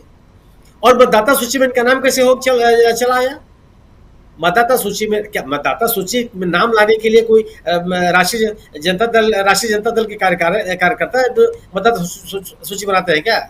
कांग्रेस के कार्यकर्ता मतदाता सूची बनाते हैं, वामपंथी दलों के कार्यकर्ता मतदाता सूची बनाते हैं। कि मतदाता सूची जिला निर्वाचन अधिकारी के स्तर पर बनती है, निर्वाचन आयोग की देखरेख में बनती है, और उनको सहयोग सरकारी कर्मचारी करते हैं, और सरकार में भारतीय जनता पार्टी और जनता दल यूनाइटेड है। कैसे इस जिम्मेदारी से बच जाएंगे आप? तो ये जो परसेप्शन बनाने की कोशिश की जा रही है, जिससे एक जो माहौल बना हुआ है देश में इस पुनरीक्षण को लेकर के, उसको कमजोर करने के लिए कि यह जो पुनरीक्षण के अभियान का विरोध जो लोग कर रहे हैं, वो विदेशी मतदाताओं को विदेशी नागरिकों को मतदाता सूची में बनाए रखना चाहते हैं। यह एक माहौल बनाने की कोशिश की जा रही है, लेकिन सरकार, इसमें राज्य की सरकार और केंद्र की सरकार दोनों कटघरे में खड़ी होती है जी। अगर पहली चीज कि आपको ये बताना पड़ेगा कि किस निर्वाचन क्षेत्र में लोग, और आपको यह भी जिम्मेदारी लेनी पड़ेगी कि ये लोग आए कैसे, इनका मतदाता सूची में शामिल हो कैसे गए हो, इनका आधार कार्ड किसने बना? क्या आधार कार्ड कोई आरजेडी की ऑफिस में दफ्तर खुला हुआ है, उसके कार्यकर्ता आधार कार्ड केंद्र को चलाते हैं? कैसे बन गए, और आपको इसकी जानकारी क्यों नहीं है? ये केवल और केवल एक तरह का परसेप्शन बनाने की कोशिश है कि इस पुनरीक्षण का या उन अभिलेखों की मांग का विरोध करने वाले जो लोग हैं, वो विदेशी नागरिकों को मतदाता सूची में बनाए रखना चाहते हैं। इन्हीं मतदाताओं, ये जो जिनको घुसपैठिया आप कर रहे हैं, ये कम से कम 18 साल 20 साल के तो है ना, ये ऐसा तो है नहीं कि 10 साल के 12 साल के हैं, तभी तो इनका नाम मतदाता सूची में है। तो इन लोगों का वोट लेकर के आप सरकार में आ सकते हैं, और आज आप उनको कहेंगे कि घुसपैठिए हैं और विदेशी हैं और अनधिकृत तरीके से मतदाता सूची में शामिल हो गए हैं। अगर ऐसे लोग मतदाता सूची में शामिल हुए हैं, तो किनकी गलती है, किस स्तर पर गलती हुई है, किस स्तर पर लापरवाही हुई है, आपको जवाब देना पड़ेगा। लेकिन अगर आप पुलवामा की घटना के लिए, पहलगांव की घटना के लिए जवाबदेह नहीं होने के लिए तैयार है, तो आप इसके जवाबदेही कहां से स्वीकार कर लेंगे? आज तक आप नाम लेने के लिए तैयार नहीं, क्यों आए कैसे लोग? एक अजीब तरह का एक बयान आ गया मनोज सिन्हा साहब का कि मैं लापरवाही हुई और मैं जिम्मेदार हूं। अगर आप जिम्मेदार हैं तो उसका परिणाम भी भुगतिए। ये भी स्वीकार कीजिए कि उसका परिणाम क्या होगा, मैं अपने पद से को छोड़ रहा हूं, या जिस स्तर पर लापरवाही हुई है उसके लिए इन लोगों को जिम्मेदार ठहरा रहा हूं। तो आप किसी बात की जवाबदेही लेने के लिए तैयार नहीं होंगे।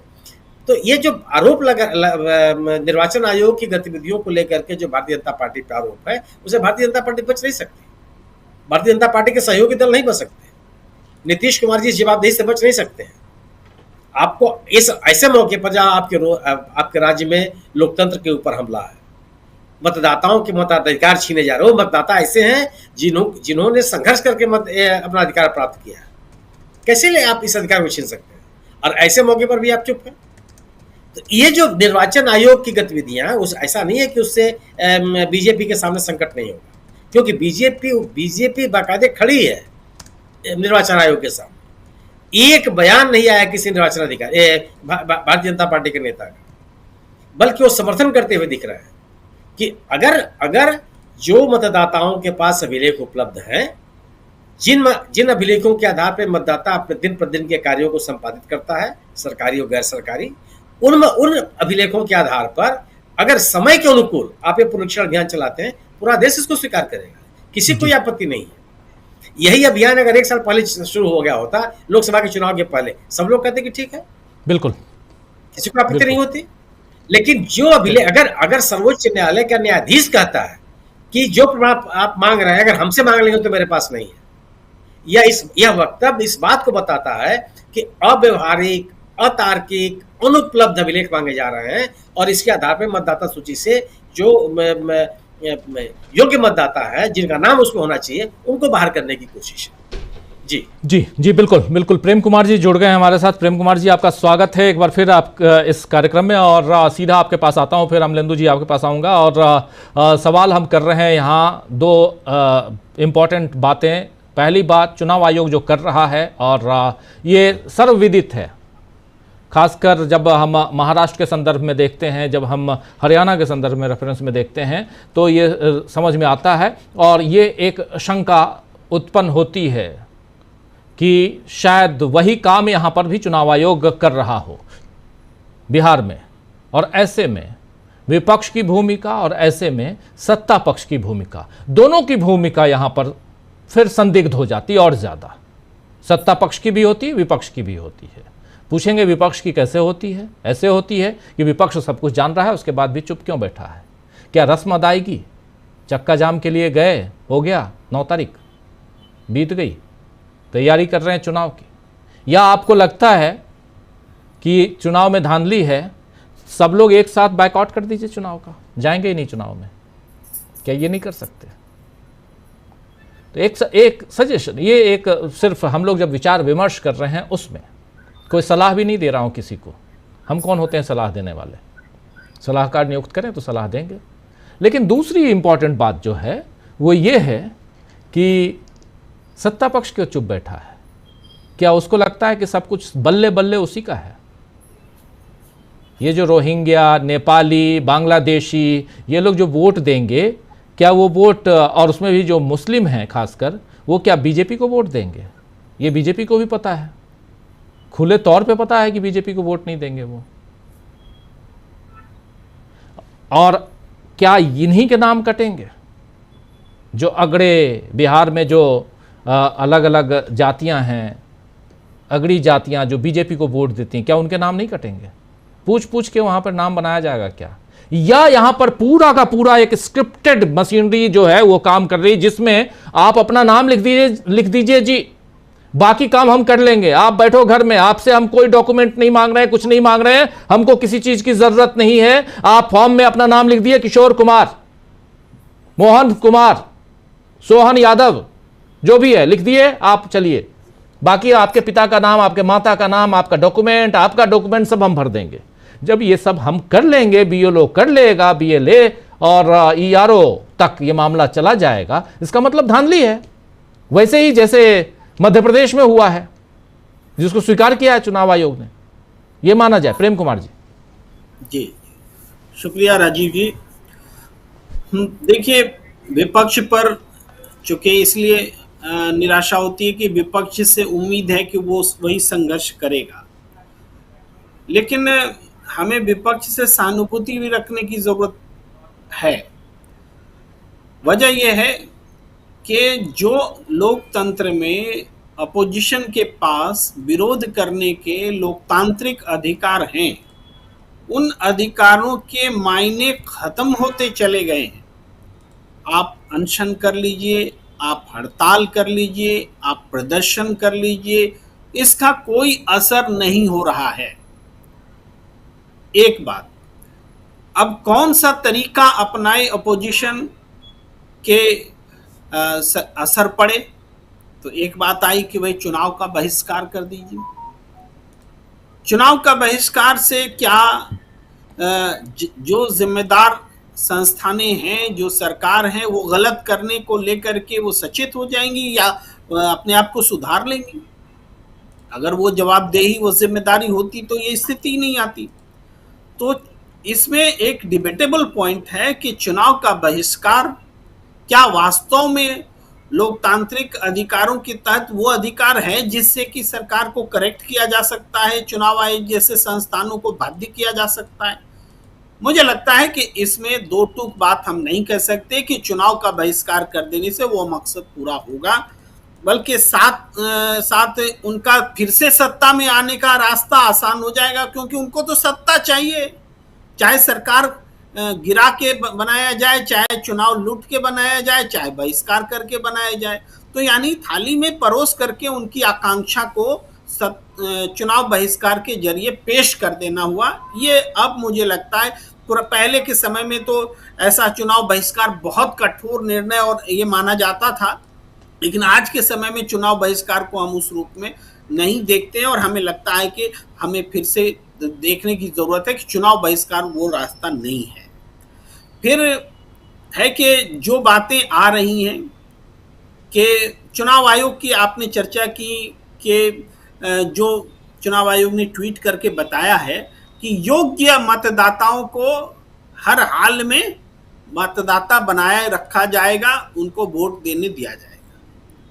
भाई हमें लगता है शब्दों के चयन में भी चुनाव आयोग बहुत सतर्क नहीं है।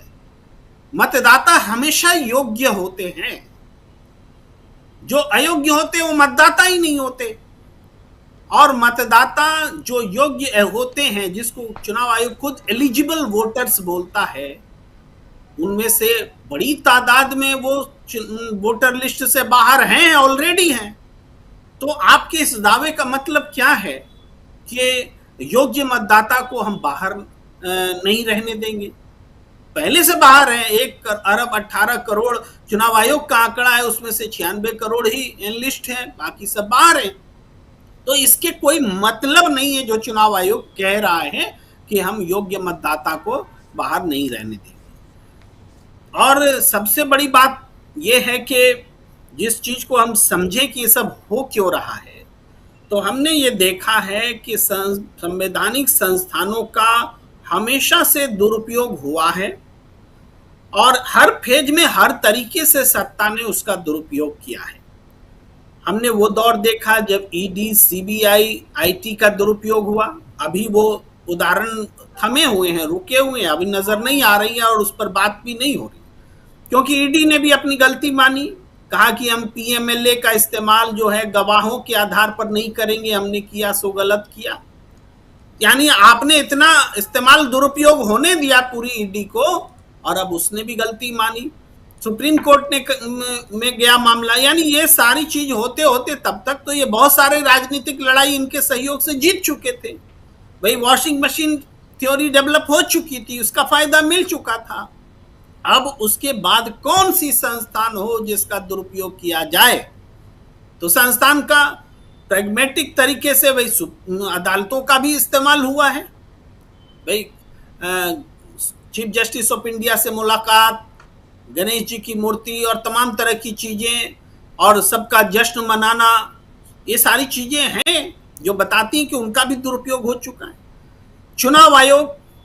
चुनाव आयोग आज के दौर में वो संस्थान है जिसका लगातार दुरुपयोग चल रहा है, हमारी आंखों के सामने चल रहा है, और बाकी संस्थानों का दुरुपयोग हो चुका है। अभी ये हो रहा है। अब इसका हो रहा है को हम कैसे बोले, कैसे देखें? तो ये चीजें साफ तौर पर सबको नजर आ रही है, दिख रही है कि जो SIR शुरू किया गया है, इसमें जिस तरीके से नामों को जोड़ा गया है, ये कहते हुए कि उनका सत्यापन हम कर रहे हैं। बिना सबूत के क्या कोई सत्यापन होता है? जो ऑलरेडी सबूत के साथ चुनाव आयोग की सूची में, मतदाता सूची में दर्ज हैं, उनका सत्यापन बिना सबूत के कैसे कर रहे हैं आप? यानी गोलमाल है, ये गोलमाल है। यहीं पर एक प्रश्न, एक बात खबर के जरिए आपने कही कि लोग रिश्वत दे रहे हैं BLO को। तो रिश्वत कब देते हैं? कब रिश्वत हम देते हैं? या तो हम अनुचित लाभ लेना चाहते हैं तब रिश्वत देते हैं, या किसी भय से हमें बचना होता है तब रिश्वत देते हैं। कहने का मतलब जेल जाने का डर, मार पिटाई का डर, या फिर कुछ प्राप्ति की आशा, इसी में हम रिश्वत देते हैं। तो BLO को कौन लोग रिश्वत दे रहे होंगे? BLO को वो लोग रिश्वत दे रहे होंगे जो मतदाता नहीं है, जिसके बारे में कहा जा रहा है कि भाई रोहिंग्या है, फला है, डिमका है। तो उनकी मौजूदगी यहाँ क्यों है कि वो रिश्वत दे रहे होंगे? और रिश्वत कौन दे रहे होंगे? रिश्वत वो दे रहे होंगे जो बिहार में नहीं रहते हैं, बिहार से बाहर रहते हैं, जिनकी मौजूदगी वहां नहीं है, जिनको चाहिए कि हम वहां पर अपनी मतदाता सूची में नाम शामिल कराएं। और रिश्वत वो लोग भी दे रहे होंगे जिनको अपनी पार्टी के लिए फर्जी मतदाताओं की फौज खड़ी करनी है, जिनके पास कार्यकर्ता है और बोगस वोटिंग की जो तैयारी कर रहे होंगे, रिश्वत वो भी दे रहे होंगे। वो पर्दे के पीछे से दे रहे होंगे, वो थोड़े बहुत नहीं, जम करके दे रहे होंगे। तो रिश्वत अगर है दी जा रही है वोटर लिस्ट में नाम दिलाने के लिए, जिस देश में आज भी 40% लोग, 50% लोग वोट देने नहीं जाते हैं, उस देश में वोटर लिस्ट में नाम दिलाने के लिए रिश्वत दी जा रही है। यही परम आश्चर्य है। और यही आश्चर्य बताता है कि चुनाव आयोग ने जो कुछ भी अभी कदम बढ़ाया है वो पाक साफ नहीं है, वो प्रश्नों के घेरे में है। ये बातें स्पष्ट है। इसके बाद हम देखें सत्ताधारी दल यहाँ एक बात जरा को कर दूं, रिश्वत दे नहीं रहे हैं, BLO रिश्वत ले रहे हैं, दोनों में फ़र्क है। BLO रिश्वत ले रहे हैं, यानी आपका ये काम अगर करवाना है तो आप मुझे सेवा शुल्क दीजिए ये, और मेरा ये काम कर लीजिए, इसके बदले मैं आपको ये दूंगा। दोनों में फ़र्क है। तो ये जो नरेशन है वो ये है प्रेम कुमार जी कि वो रिश्वत ले रहे हैं, मांग रहे हैं।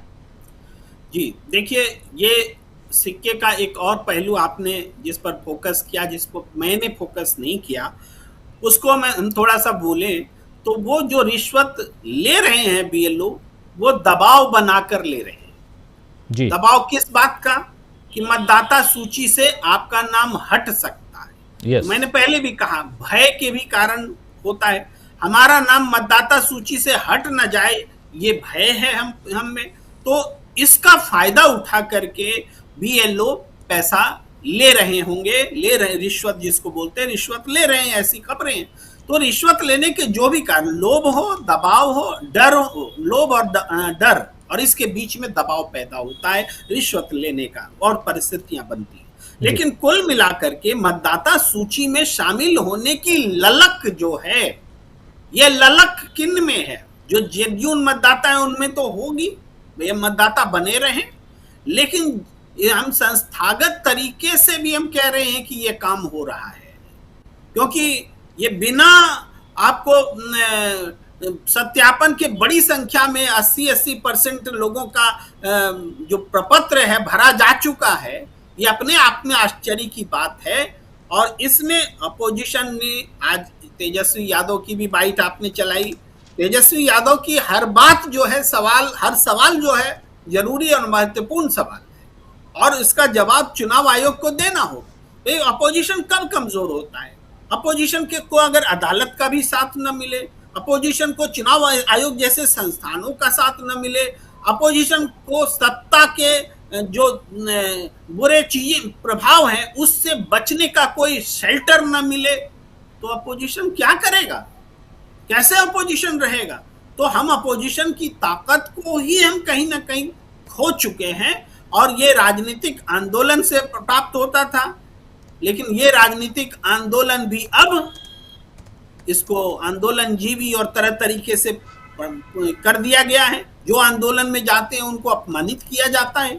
तो ये सारी चीजें डेवलप हुई हैं। तो एक ऐसी स्थिति है जो डेमोक्रेसी के लिए चिंता का विषय है। हम अपोजिशन से एक्सपेक्ट करें, लेकिन आज हमारा ये भी कहना है कि अपोजिशन को जब हम इल्जाम लगाएं, दोष ठहराएं, तो हमें इन बातों का भी ख्याल हमें करना चाहिए कि अपोजिशन बहुत तरह के संघर्षों के बीच खड़ा है और प्रतिकूल स्थितियों का सामना कर रहा है, जहां सत्ता और संस्थानें एक साथ खड़ी हैं और अपोजिशन दूसरी तरफ खड़ा है।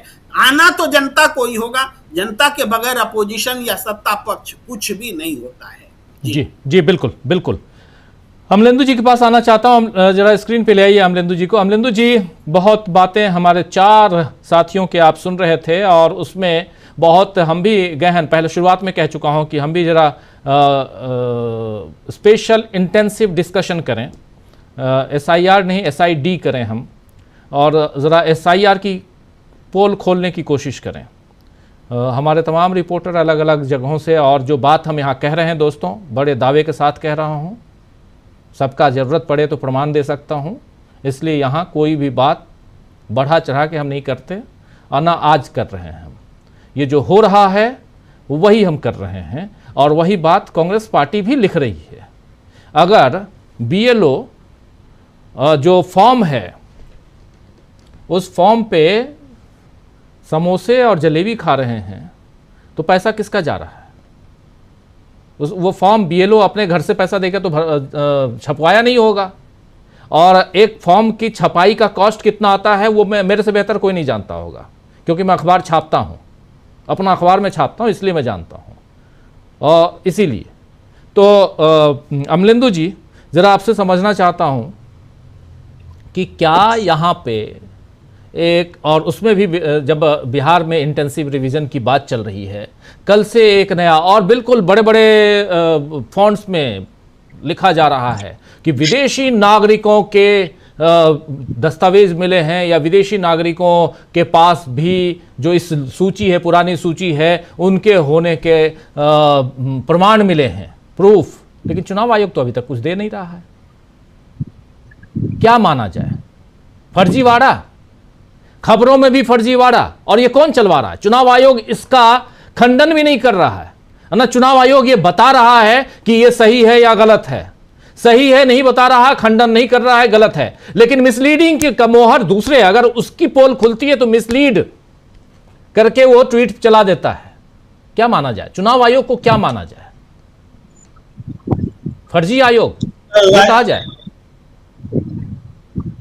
बिल्कुल राजीव जी, ये फर्जी आयोग कहा जा सकता है, और फर्जी आयोग अगर नहीं भी है तो आयोग में बड़ा फर्जीवाड़ा निश्चित तौर पे।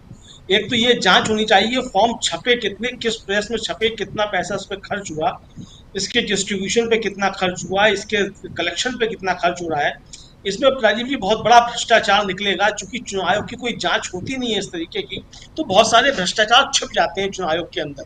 इसी तरीके से चुनाव आयोग ब्रांड एम्बेसडर्स बनाता है, उन ब्रांड एम्बेसडर्स की क्या प्रक्रिया होती है, कैसे चुने जाते हैं, उनको कितना पैसा दिया जाता है, उनका ब्रांड एम्बेसडर का काम क्या होता है, उसमें भी बहुत बड़ा भ्रष्टाचार होता है। उसकी भी कभी कोई जांच नहीं होती है, कोई इस पर सवाल नहीं होते। तो भ्रष्टाचार चुनाव आयोग में निश्चित तौर पर होता है, और ये कोई पवित्र गाय नहीं है कि साहब वहां भ्रष्टाचार नहीं हो सकता। मुख्य चुनाव आयुक्त हैं ज्ञानेश कुमार जी, उनके ही पिछले कार्यकाल की ऐसा उठाकर जांच कर लिया है तो बहुत सारी चीजें निकल सकती हैं।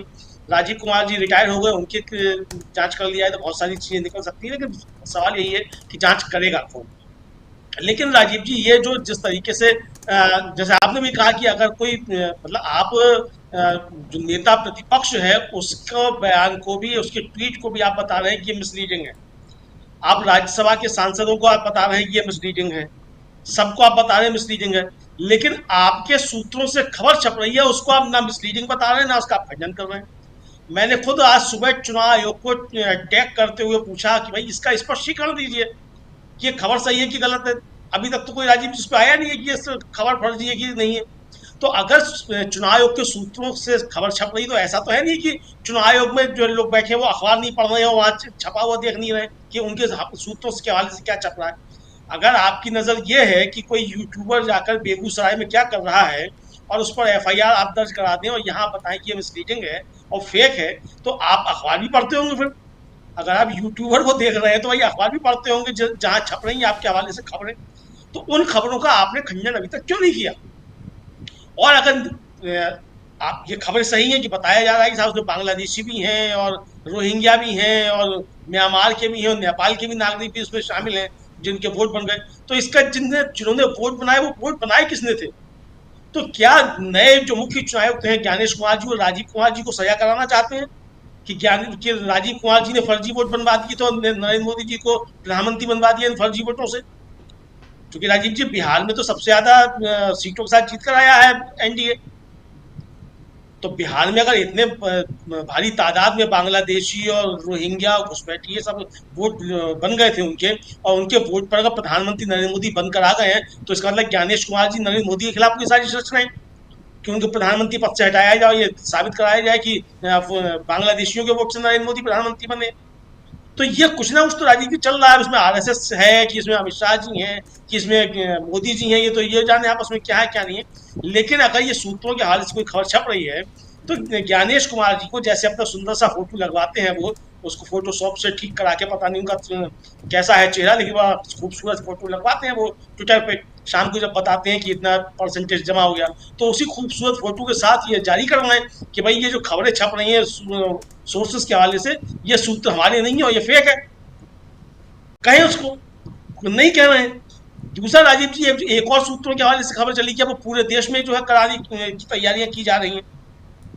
तो ये राजीव जी जो सूत्रों के हवाले से छपा है कि पूरे देश में कराने की तैयारियां चली आ रही हैं, मुझे जो लगता है वो ये है कि अब जब वो काउंटर एफिडेविट दिया जाएगा तो उसमें ये बताया जाएगा कि साहब हम ये केवल बिहार में नहीं करा रहे हैं, हम ये पूरे देश में करा रहे हैं। चूंकि सुप्रीम कोर्ट ने सवाल किया था कि भाई आपको बिहार में अकेले कराने की क्या आवश्यकता है, अगर आप करा रहे हैं तो पूरे देश में क्यों नहीं करा रहे हैं, जब चुनाव नहीं हो तो आप पूरे देश में कराते।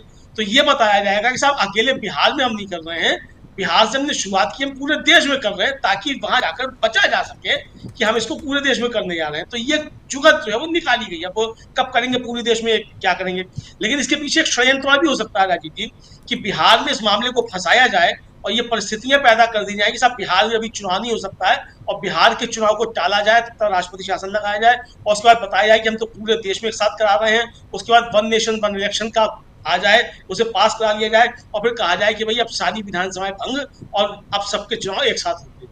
तो ये षड्यंत्र भी हो सकता है, इसके पीछे एक काम कर रहा है कि नहीं हम नहीं जानते, लेकिन ये है मतलब कि ये षड्यंत्र भी हो सकता है इसके पीछे। लेकिन फिलहाल ये षड्यंत्र अपनी जगह है। अगर बिहार को ही लेकर ये चीजें चल रही हैं तो चुनाव आयोग की जिम्मेदारी बनती है कि उसके हवाले से अगर खबरें छप रही हैं, इस तरीके की खबरें आ रही हैं कि पीएल लोग पैसा मांग रहे हैं, लगातार राजनीतिक दल इसको कह रहे हैं कि मांगा जा रहा है, तो चुनाव आयोग को उसका जवाब देना चाहिए। और सबसे बड़ी बात कि आप कह रहे हैं कि 83% आपने डाटा, मतलब आपके पास फॉर्म आ गए, तो उन 83% लोगों ने क्या डॉक्यूमेंट इसके साथ लगाया है, ये चुनाव आयोग को बताना चाहिए कि इन 83% लोगों ने क्या लगाया है और जो 17% रह गए उनके फॉर्म कब तक आएंगे, उनको क्या क्या डॉक्यूमेंट देने। ये जिम्मेदारी चुनाव आयोग की है, जो कि चुनाव आयोग उस जिम्मेदारी से भाग रहा है। ये नहीं बता रहा कि क्या क्या डॉक्यूमेंट किसने लगाए हैं और किस तरीके के फॉर्म भरे गए। तो कुल मिलाकर राजीव जी सब बड़ा गड़बड़ झोल है। चुनाव आयोग के जरिए भारतीय जनता पार्टी भले ही सोच रही हो कि वो चुनाव जीत सकती है, लेकिन ये दांव उल्टा भी पड़ सकता है। और चुनाव आयोग जो कर रहा है वो जनता के बीच सीधा सीधा संदेश है कि चुनाव आयोग नहीं, ये मोदी और शाह के कहने पर सब किया जा रहा है और ये चुनाव आयोग जो कर रहा है वो उनके आदेश पर कर रहा है। ये एक आम आदमी की आम समझ राजीव जी बन चुकी है। तो चुनाव आयोग जो कर रहा है, उसका गुस्सा जो उपज रहा है, उसका नुकसान कुल मिलाकर भारतीय जनता पार्टी को ही होगा अगर निष्पक्ष पारदर्शी चुनाव होते रहे। बिल्कुल बिल्कुल आप सही कह रहे हैं कि ये निष्पक्षता कहाँ और किस ढंग से होनी चाहिए। ज़रा जी प्रशांत जी आपके पास आना चाहता हूँ। प्रशांत जी, बहुत कुछ अभी सुन रहे थे आप, ज़रा आपसे भी समझना चाहता हूँ कि यहाँ पर अभी एक खबर और मिली है कि उद्धव ठाकरे चाहते हैं कि लोकसभा, उन्होंने कहा है उद्धव ठाकरे ने कि लोकसभा चुनाव के बाद इंडिया गठबंधन की कोई बैठक नहीं हुई है, अब जबकि बिहार में भी चुनाव है, तो इसलिए एक बैठक होनी चाहिए। डिमांड अच्छी है, इंडिया गठबंधन की बैठक होनी चाहिए, स्ट्रेटेजी बनानी चाहिए। और जो बात आप शुरुआत में कह रहे थे कि ममता बनर्जी हो, अगर ममता बनर्जी इंडिया गठबंधन की सदस्य हैं तो ममता बनर्जी को भी इसमें आना चाहिए। और बिहार को बिल्कुल, अगर इंटेंसिव रिवीजन वहाँ चल रहा है तो इनको भी इंटेंसिव कुछ और पार्ट पे काम करना चाहिए। और उस लिहाज से ये डिमांड उद्धव ठाकरे की अच्छी डिमांड है। लेकिन बिहार के हिसाब से क्या यहाँ से बिल्कुल एक दूसरी दिशा में ये चुनाव जाता हुआ दिखाई दे रहा है? और सबसे बड़ी चीज़ कि जब उद्धव ठाकरे ने वहाँ पूछा है, कहा है, तो उन्होंने बीएमसी का नाम भी लिया है कि बीएमसी का इलेक्शन भी है, बृहन मुंबई जो म्यूनसिपल कॉरपोरेशन, उसका इलेक्शन भी होना है इस साल के अंत में। बिहार के बाद हो सकता है उसका इलेक्शन भी हो, और इधर बिहार का इलेक्शन। तो एक तो वो डिमांड, दूसरा वही जो मैं कह रहा था कि जो कर रहा है चुनाव आयोग, वो जिस ढंग से कर रहा है, और उसके बाद पत्रकारों के ऊपर अगर एफआईआर करवा रहा है, तो इसका मतलब है कि हम करेंगे जो चाहेंगे सो करेंगे। अब उस दिशा में ये लोकतंत्र जा रहा है, और ये डरावनी तस्वीर है। भले शुरुआती हो, लेकिन डरावनी तस्वीर है। इसलिए यहां पर विपक्ष को एक्टिव होने की जरूरत है, बहुत ज्यादा एक्टिव होने की जरूरत है। क्या कहेंगे राजीव जी? इमरजेंसी में भी लोगों की नागरिकता खत्म नहीं की गई थी। इमरजेंसी में भी लोगों की वोटर लिस्ट से नाम नहीं उड़ाए गए थे। अगर माननीय ज्ञानेश कुमार जी जैसे मुख्य चुनाव आयुक्त मिल गए होते इंदिरा गांधी को, तो इंदिरा गांधी 77 में चुनाव नहीं हारती। अब जरा विदेशी नागरिक का मामला जरा मैं डील करता हूँ, और ऐसी बात राजीव जी कहूँगा कि आपको विश्वास भी नहीं होगा, और हमारे सुनने वालों को भी। इस चुनाव आयोग की जो है असलियत बताऊंगा भी, लेकिन मैं एक छोटी सी एक गुजारिश उनसे है। इतना बड़ा आपने एसआईआर कर रहे हैं, स्पेशल इंटेंसिव ड्राइव आप चला रहे हैं, और इसी बात पे चला रहे हैं कि विदेशी नागरिक हैं। 15 दिन हो गए लगभग। मैं सिर्फ कह रहा हूं कि 5 विदेशी नागरिक, 5, मैं 10 की बात भी नहीं कर रहा हूं, 6 की बात भी नहीं कर रहा हूं, 5 विदेशी नागरिक जो मतदाता सूची में पाए गए, उनके नाम पते वो कैसे आ गए, उनको जरा इलेक्शन कमीशन बता दे। ये 5 लोग हमने पकड़े हैं, उनके नाम हो, पते हो, किस देश के निवासी हैं, कब आए थे, क्या था, वो एक इन्वेस्टिगेट करके बता दे उनकी नाम फोटो के साथ। 5 भी नहीं बता पाएंगे जी। अब मैं बताता हूं राजीव जी कि ये जो विदेशी नागरिक का पूरा मामला है वो क्या है। चुनाव आयोग का बता रहा हूं, जो पार्लियामेंट में चुनाव आयोग ने बताया है भारत की संसद को कि 2016, 2017 और 2019 में कोई विदेशी नागरिक नहीं था। No such case has come to its notice. उनके संज्ञान में विदेशी नागरिक का मामला 2016, 17 और 19 में नहीं आया। उसके बाद चुनाव आयोग जो संसद को बता रहा, भारत की संसद को, कि 3 कंप्लेंट मिली उसको 2018 में। अब तक तेलंगाना, वेस्ट बंगाल और गुजरात से एक मतदाता की, सिर्फ 3 कंप्लेंट 2018 में। वो भी कंप्लेंट्स हैं, कंप्लेंट हैं। उसमें भी उन 3 लोगों के नाम सामने नहीं आए कि ये 3 लोग तेलंगाना गुजरात के कौन थे। तेलंगाना, गुजरात और वेस्ट बंगाल के वो 3 लोग कौन थे जो विदेशी नागरिक थे। 3 लोगों की कंप्लेंट है, 3 करोड़ों मतदाताओं में भारत पूरे देश में। तो ये विदेशी नागरिक का एक जुमला क्रिएट करके, हवा क्रिएट करके मनपसंद वोटर लिस्ट अपने समर्थकों की बनाई जा रही है। एक खास उद्देश्य की वोटर लिस्ट बनाई जा रही है, इसमें कोई संदेह नहीं। और अगर ये बात वाकई गंभीर है, चुनाव आयोग ने कहा कि बहुत गंभीर समस्या है, तो मैं कह रहा हूँ 5 नाम बता दी ना, 15 दिन हो गए, 5 तो मिले होंगे आपको। कौन है बता दे, भूटान का है, नेपाल का है, कहाँ का है। और दूसरी बात राजीव जी, बहुत से हम लोग चर्चा कर लेते विदेशी नागरिकों के, कभी हम लोगों में देखा है किसी को, किसी विदेशी नागरिक को हम अपने जीवन में हमने देखा? वो गरीब लोग हैं, मजदूरी करते हैं यहाँ पे आके, उनके पास कोई बड़ी पॉलिटिकल एम्बिशंस, कोई गाड़ी बंगले फ्लैट नहीं है यहाँ पे। वो झुग्गियों में रहते हैं, मजदूरी करते हैं, रिक्शा चलाते हैं। वो यहाँ सरकार का तख्ता पलटने नहीं आ रहे हैं। वो अपने देश से मुसीबतों से निकले हुए लोग हैं, रिफ्यूजी हैं, और जो यहाँ बहुत ही मामूली काम करके अपना किसी न किसी प्रकार जीविका चला रहे हैं। वो यहाँ तख्ता पलट करने नहीं आए, मजदूरी करने आए हैं। और अगर वो उन्होंने कुछ सुविधाओं के लिए किसी तरीके से इधर उधर करके कोई राशन कार्ड वगैरह बनवा लिए हैं, उनको आप निकालिए बाहर पहचान करके, कौन रोक रहा है आपको।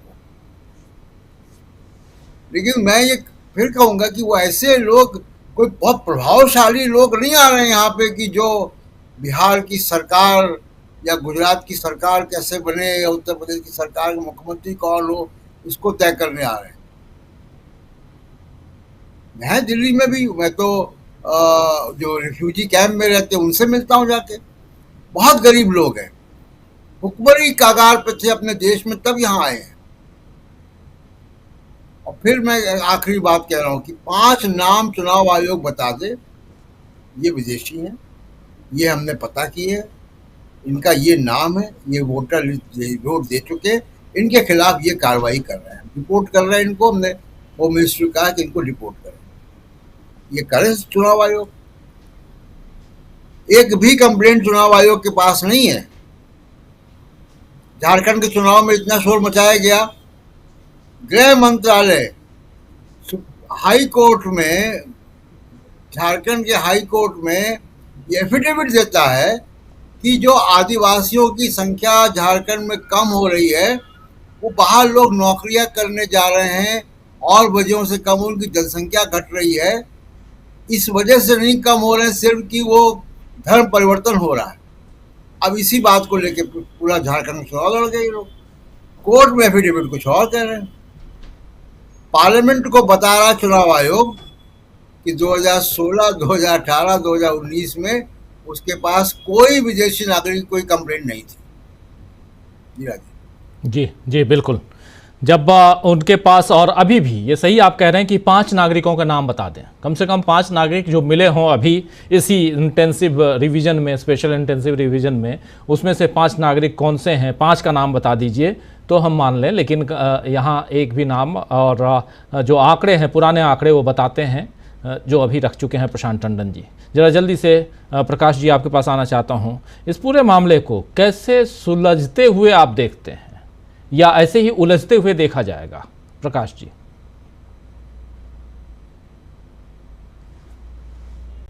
अनम्यूट कीजिए, अनम्यूट कीजिए। मुझे नहीं लगता कि ये मामला सुलझाने की कोई नीयत है, किसी की कोई नीयत नहीं लगती कि मामला सुलझे।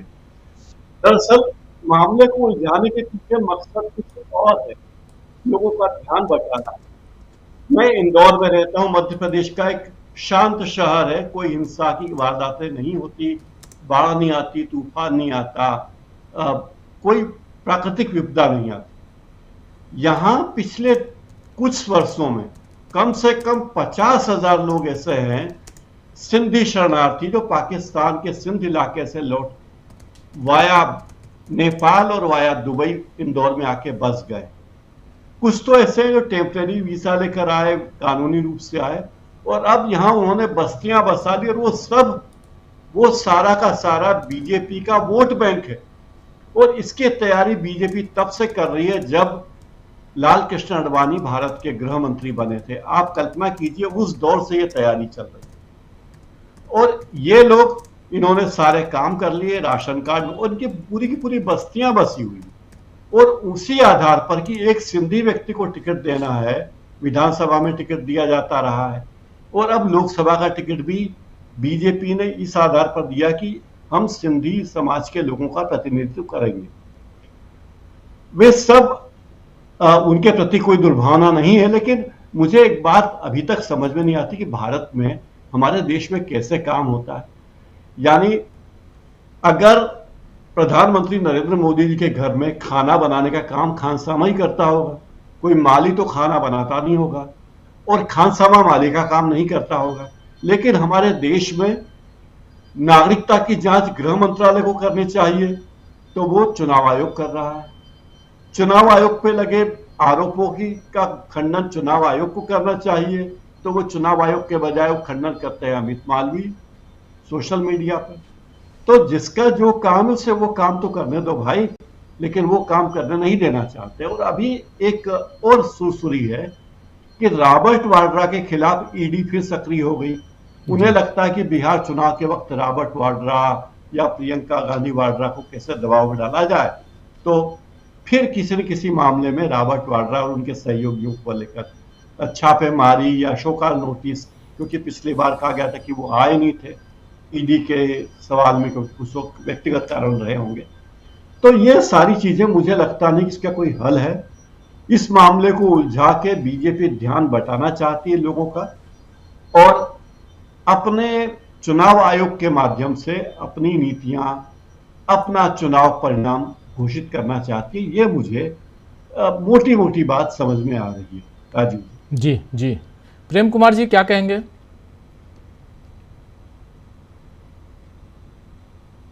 जी, निश्चित रूप से राजीव जी, ये चिंता की घड़ी है और ऐसा भी नहीं है कि देश उदासीन है। पॉजिटिव बात यह है, देश उदासीन नहीं है, रिएक्शन हो रहा है। भाई ठीक है, बिहार बंद हुआ, भारत बंद भी होना चाहिए, एजिटेशन रुकने नहीं चाहिए, और लेकिन उसका प्रकटीकरण जो है भावनाओं का, जो गलत हो रहा है उसके खिलाफ बोलने की जो बात है, इसमें कोई कमी नहीं है। आवाज उठ रही है और आवाज सारे लोग उठा रहे हैं, ये मैं थोड़ा पॉजिटिव बात मानता हूँ। पहले अपोजिशन इस तरीके से आवाज नहीं उठाया करता था और आज उठा रहा है। ये अलग बात है कि आवाज उठने का परिणाम क्या हो रहा है, इसको लेकर के चिंता है। लेकिन हम तो ये भी देखते हैं कि जब यूपीए सरकार थी उस समय बीजेपी अपोजिशन में थी, कहाँ उस समय अपोजिशन की कोई आवाज आती थी? नहीं, तब नहीं आती थी। बीजेपी तो अपोजिशन के रूप में भी फेल हो रही थी और सत्ता पक्ष के रूप में भी फेल हो रहे। लेकिन आज इंडिया गठबंधन बन रहा है, कांग्रेस लीड कर रही है, लेकिन आवाज उद्धव ठाकरे उठा रहे हैं कि इसकी बैठक होनी चाहिए। ममता बनर्जी को तमाम विरोध होता है, लेकिन इंडिया गठबंधन चाहिए। सबको इंडिया गठबंधन चाहिए। क्यों? क्योंकि राष्ट्रीय स्तर पर एक ऐसी पार्टी से मुकाबला है जो क्षेत्रीय पार्टियों को लील रही है, जो जनता की आवाज को दबा रही है। एक ऐसी राजनीति की जरूरत है, मैं राजनीति बोल रहा हूं, एक ऐसी राजनीति की जरूरत है जो सत्ता पर दबाव बना सके और उन तमाम चीजों पर अंकुश लगा सके जिसके कारण आज लोकतंत्र खतरे में दिखता है। जी। तो ये एक सियासत डेवलप करने की कोशिश हो रही है। वो कोशिश जाहिर बात है कि अभी उस स्तर पर नहीं पहुंची है, लेकिन राहुल गांधी का प्रयास दिखता है। लेकिन इस प्रयास में ये भी जरूरी है कि दूसरे लोग भी रहें, राजनीति को बदलने की कोशिश करें। ये है। और एसओएस जो होता है पॉलिटिक्स, जब जैसी जरूरत पड़ी वैसे खड़े हो गए, उसमें थोड़ा पीछे है। सब मिल करके तय करने में, अब बताइए, अभी भारत बंद ट्रेड यूनियन ऑर्गेनाइजेशन ने किया, मार्च से ये लोग तैयारी कर रहे थे, जनवरी में बैठक किए थे, उसके बाद आकर के जुलाई में भारत बंद होता है। बहुत लंबा समय लगता है एक बंद कराने के लिए। ये कमजोरी है अपोजिशन की। लेकिन जिस तरीके से चुनाव आयोग के जरिए मतदान को ही प्रभावित करने, मतदाताओं को ही प्रभावित करने की कोशिश साफ तौर पर दिख रही है। अब ये वो बात गया कि इल्जाम लगाना चुनाव आयोग के बारे में कैसे बोलें, चुनाव आयोग स्वायत्त शासी संस्था है, नहीं। अब आम पब्लिक भी बोलती है कि जिसने नियुक्त किया है उसी के प्रति तो जो वो जवाबदेह होगा, उसकी ताबेदारी कर रहा है और नौकरी कर रहा है। ये सारी चीजें लोगों को नजर आ रही हैं। तो इस तरीके से बिहार जो है एक ऐसा स्टेट है जिसको जीतने के लिए नए हथकंडे अपनाए जा रहे हैं। हर स्टेट के लिए अलग अलग हथकंडे अपनाए गए थे, बिहार के लिए अलग हथकंडे अपनाए जा रहे हैं। और लेकिन बिहार महाराष्ट्र की ही तरह एक मजबूत अपोजिशन वाला स्टेट है। महाराष्ट्र में अपोजिशन का जो गठबंधन था धराशायी हो गया, जो भी कारण रहे हो। और अपोजिशन के लिए या लोकतंत्र के बारे में जो सोच रहे हैं उनके लिए आज चिंता की बात यही कि क्या महाराष्ट्र की तरह बिहार में भी अपोजिशन धराशायी हो जाएगा। तो इसीलिए ये चिंता भी है और सबको देखना भी है कि बिहार में अपोजिशन उन हथकंडों के खिलाफ अपने आप को कितनी मजबूती से और कितना इनोवेटिव तरीके से खड़ा करता है ताकि उससे लड़ाई लड़ सके। वरना मुझे लगता है कि जनता का समर्थन है, हमेशा दिख रहा है।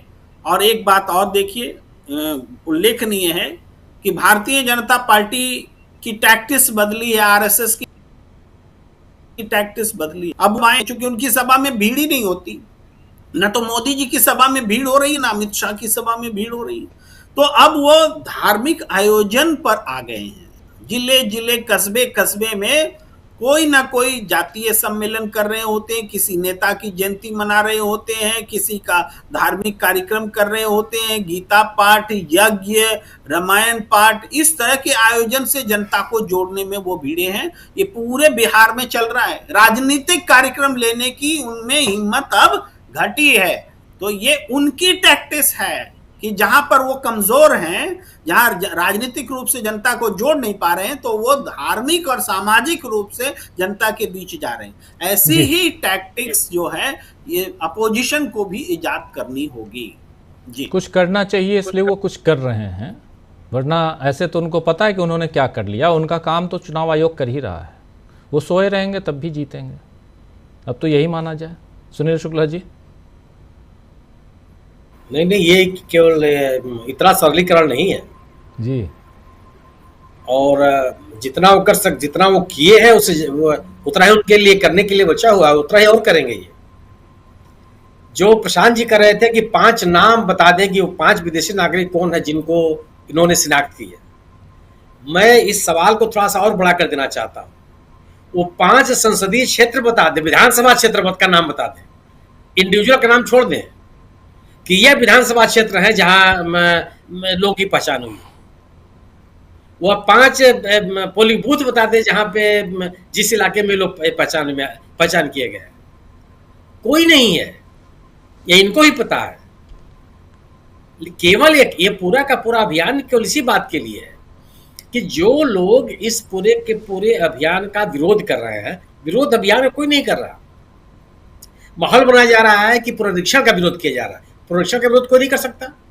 मतदाता सूची अद्यतन हो, छूटे हुए मतदाताओं के नाम उसमें शामिल किए जाएं, सबको सुविधाजनक तरीके से मतदान के अवसर प्राप्त हो, अपने निवास से निकटतम स्थान पर उनको मतदान की सुविधा प्रदान की जाए। किसको आपत्ति हो सकती है? लेकिन जो तरीका आपने अपनाया है, आपत्ति उस पे है। आप ऐसे अभिलेख मांग रहे हैं जो लोगों के पास ही नहीं है, सरकार ने कभी दिया ही नहीं, और आप वो अभिलेख मांगने चले आए। आपत्ति इस पे है। तो वो जो तरीका अपनाया गया है, इसीलिए बात कही जा रही है कि वो लोग विरोध कर रहे हैं जो विदेशी नागरिकों को मतदाता सूची में रखना चाहते हैं। आप बता दीजिए ना, किस क्षेत्र में आप पाए हैं, कहां से आपको इनाम मिले हैं। आप इंडिविजुअल गोपनीयता बनाए रखिए, मत बताइए। सर, विधानसभा क्षेत्र का नाम बता दीजिए कि ये विधानसभा क्षेत्र है जहां से पाए गए हैं। और अगर ऐसा होता तो क्या अब तक मुख्य निर्वाचन अधिकारी पटना के चुपचाप बैठे रहते? उनका जवाब क्या आया है? उनका जवाब यह है कि इस तरह की खबरें मिली हैं जिसका परीक्षण किया जा रहा है। और लोग क्या छाप रहे हैं? सूत्रों के अनुसार। ये सूत्र कौन से हैं? और यह ऐसा कौन सा गोपनीय तथ्य है जिसमें आपको सूत्र की आवश्यकता है? आपको तो कोट करना चाहिए कि फला BLO ने बताया, फला जिला निर्वाचन अधिकारी ने बता दिया, फला पार्टी के लोगों ने बता दिया। इसमें तो पार्टी के लोग शामिल हैं। हर पार्टी के लोग जो सरकारी बिल्लो है उसकी मदद के लिए खड़े हैं वहाँ। हर पार्टी ने, कांग्रेस ने, बीजेपी ने, आरजेडी ने, जेडीयू ने, सबने अपने लोगों को तैनात किया। बाकायदे पोलिंग बूथ वाइज तैनात कर रखा है जी कि फला आदमी फला बूथ पे, फला आदमी फला बूथ पे काम करेगा। उसमें से कोई, इवन भारतीय जनता पार्टी बता दे, भारतीय जनता पार्टी के 1 लाख से ज्यादा वर्कर्स काम कर रहे हैं। और यह बात मैं नहीं कर रहा हूं, उस पार्टी के नेता कह रहे हैं, अधिकृत तौर पर आगे कह रहे हैं कि हमारे 1 लाख वर्कर काम कर रहा है, पोलिंग बूथ एजेंट काम कर रहा है। लोग बता दें। तो यह है क्या कि पूरा का पूरा प्रकरण विपक्ष को बदनाम करने और यह परसेप्शन बनाने की कोशिश में है कि इस पुनरीक्षण का विरोध करने वाले लोग विदेशी नागरिकों को मतदाता सूची में रखना चाहते हैं। और यह चूंकि यह बात भी लोग स्वीकार नहीं कर रहे हैं, क्योंकि मान लीजिए कि प्रकाश हिंदुस्तानी जी को नहीं पता है वो क्या मध्य प्रदेश में क्या हो रहा है, हो सकता है कि कोई बिहार में मिल गया हो। बिहार में जो नागरिक है उसको तो पता है कि हमारे यहाँ कौन सा विदेशी नागरिक है, कौन सा स्वदेशी नागरिक है, एक कौन से लोग हमारे पड़ोसी है जिनको विदेशी बताया जा रहा है। जी जी। तो बिहार का नागरिक इस बात को कौन समझ रहा है? यह जो मेरा अपना मानना यह है कि निर्वाचन आयोग निश्चित रूप से फंसा हुआ है। और यह जो आप बात कर रहे हैं ना, यह विवाद सुलझेगा और इस तरह से इसको सुलझाएगा ही सर्वोच्च न्यायालय। और सर्वोच्च न्यायालय ने काफी हद तक इसको सुलझा दिया। निर्वाचन आयोग के उसके बाद बोलते नहीं, जवाब नहीं फूट रही है, क्योंकि आप किसी संवैधानिक प्रक्रिया में इस तरह से वादा थोड़ा उत्पन्न कर सकते हो। कोशिश कर सकते हैं, जो कोशिश आपने किया। और साफ साफ लग रहा है कि सत्तारूढ़ दल को पल्ला पहुंचाने के लिए आपने इस बात की कोशिश की, क्योंकि सत्तारूढ़ दल चुप है। अगर लाभार्थी नहीं होता तो भी उतना ही विरोध करता जितना आरजेडी कर रहा है, जितना कांग्रेस कर रही है, जितना वामपंथी दल कर रहा है, जितना ममता बनर्जी कर रही हैं। और आप विपक्ष विदेशी नागरिकों के नाम पर आपने कुछ लोगों को दिल्ली से उठा करके डिपोर्ट कर दिया बांग्लादेश में। उनके परिवार के लोगों ने हैबियस कॉर्पस पिटीशन दाखिल कर दिया कलकत्ता हाई कोर्ट में। जवाब देते नहीं बन रहा है आपको कि किस बिना पर आपने भेज दिए। हाईकोर्ट कलकत्ता हाईकोर्ट ने नोटिस जारी कर रखा है कि आइए और आप बताइए कैसे आपने इनको डिपोर्ट कर दिया है, किस आधार पर डिपोर्ट किया। जो वहां के एडवोकेट जनरल है उनके पास कोई जवाब नहीं है, जो उस राज्य में वो कर एग्जाम हम दिल्ली सरकार के लोग, दिल्ली पुलिस को लोग आकर बताएंगे। सवाल है ना कि आप ये माहौल बनाने की कोशिश है, ये समस्या का समाधान की कोशिश नहीं है, क्योंकि समस्या है ही नहीं है। अगर कोई विदेशी नागरिक आएगा भी तो जाएगा बिहार में, बिहार में क्या करने जाएगा वो? बिहार का नागरिक खुद ही भाग रहा है रोजगार के लिए अन्य राज्यों में, बिहार में कौन बसने जाएगा और क्यों जाएगा? जी चलिए, बहुत सारे सवाल हैं, सवालों का जवाब आने वाले समय में चुनाव आयोग को देना है। उधर चुनाव आयोग जो है वो अपना काम कर रहा है, एफआईआर करवा रहा है। अजीत अंजुम पे एफआईआर दर्ज हो गया, मैं नाम लेके बता रहा हूँ। अजीत जी बीएलओ की पोल खोल रहे थे, तो एफआईआर दर्ज करवा रहा है उधर चुनाव आयोग। और क्या अपनी मनमानी पे आ गया है, ये भी एक बड़ा सवाल है। लेकिन चुनाव आयोग की मनमानी का बेनिफिट क्या बीजेपी उठा पाएगी, उसका फ़ायदा उठा पाएगी, या बीजेपी को मुंह की खानी पड़ेगी? क्योंकि चुनाव आयोग तो चुनाव लड़ने आएगा नहीं, चुनाव लड़ने तो बीजेपी जाएगी, एनडीए जाएगा, विपक्षी दल जाएंगे, तो उनका क्या होगा? सोचेंगे, बात करेंगे इस पे भी। आज बहुत बहुत शुक्रिया सुनील जी आपका, बहुत बहुत शुक्रिया प्रशांत जी, डॉक्टर प्रकाश हिंदुस्तानी जी, प्रेम कुमार जी और अमलेंदु उपाध्याय जी, आप सबका बहुत शुक्रिया, बहुत धन्यवाद आप लोगों का।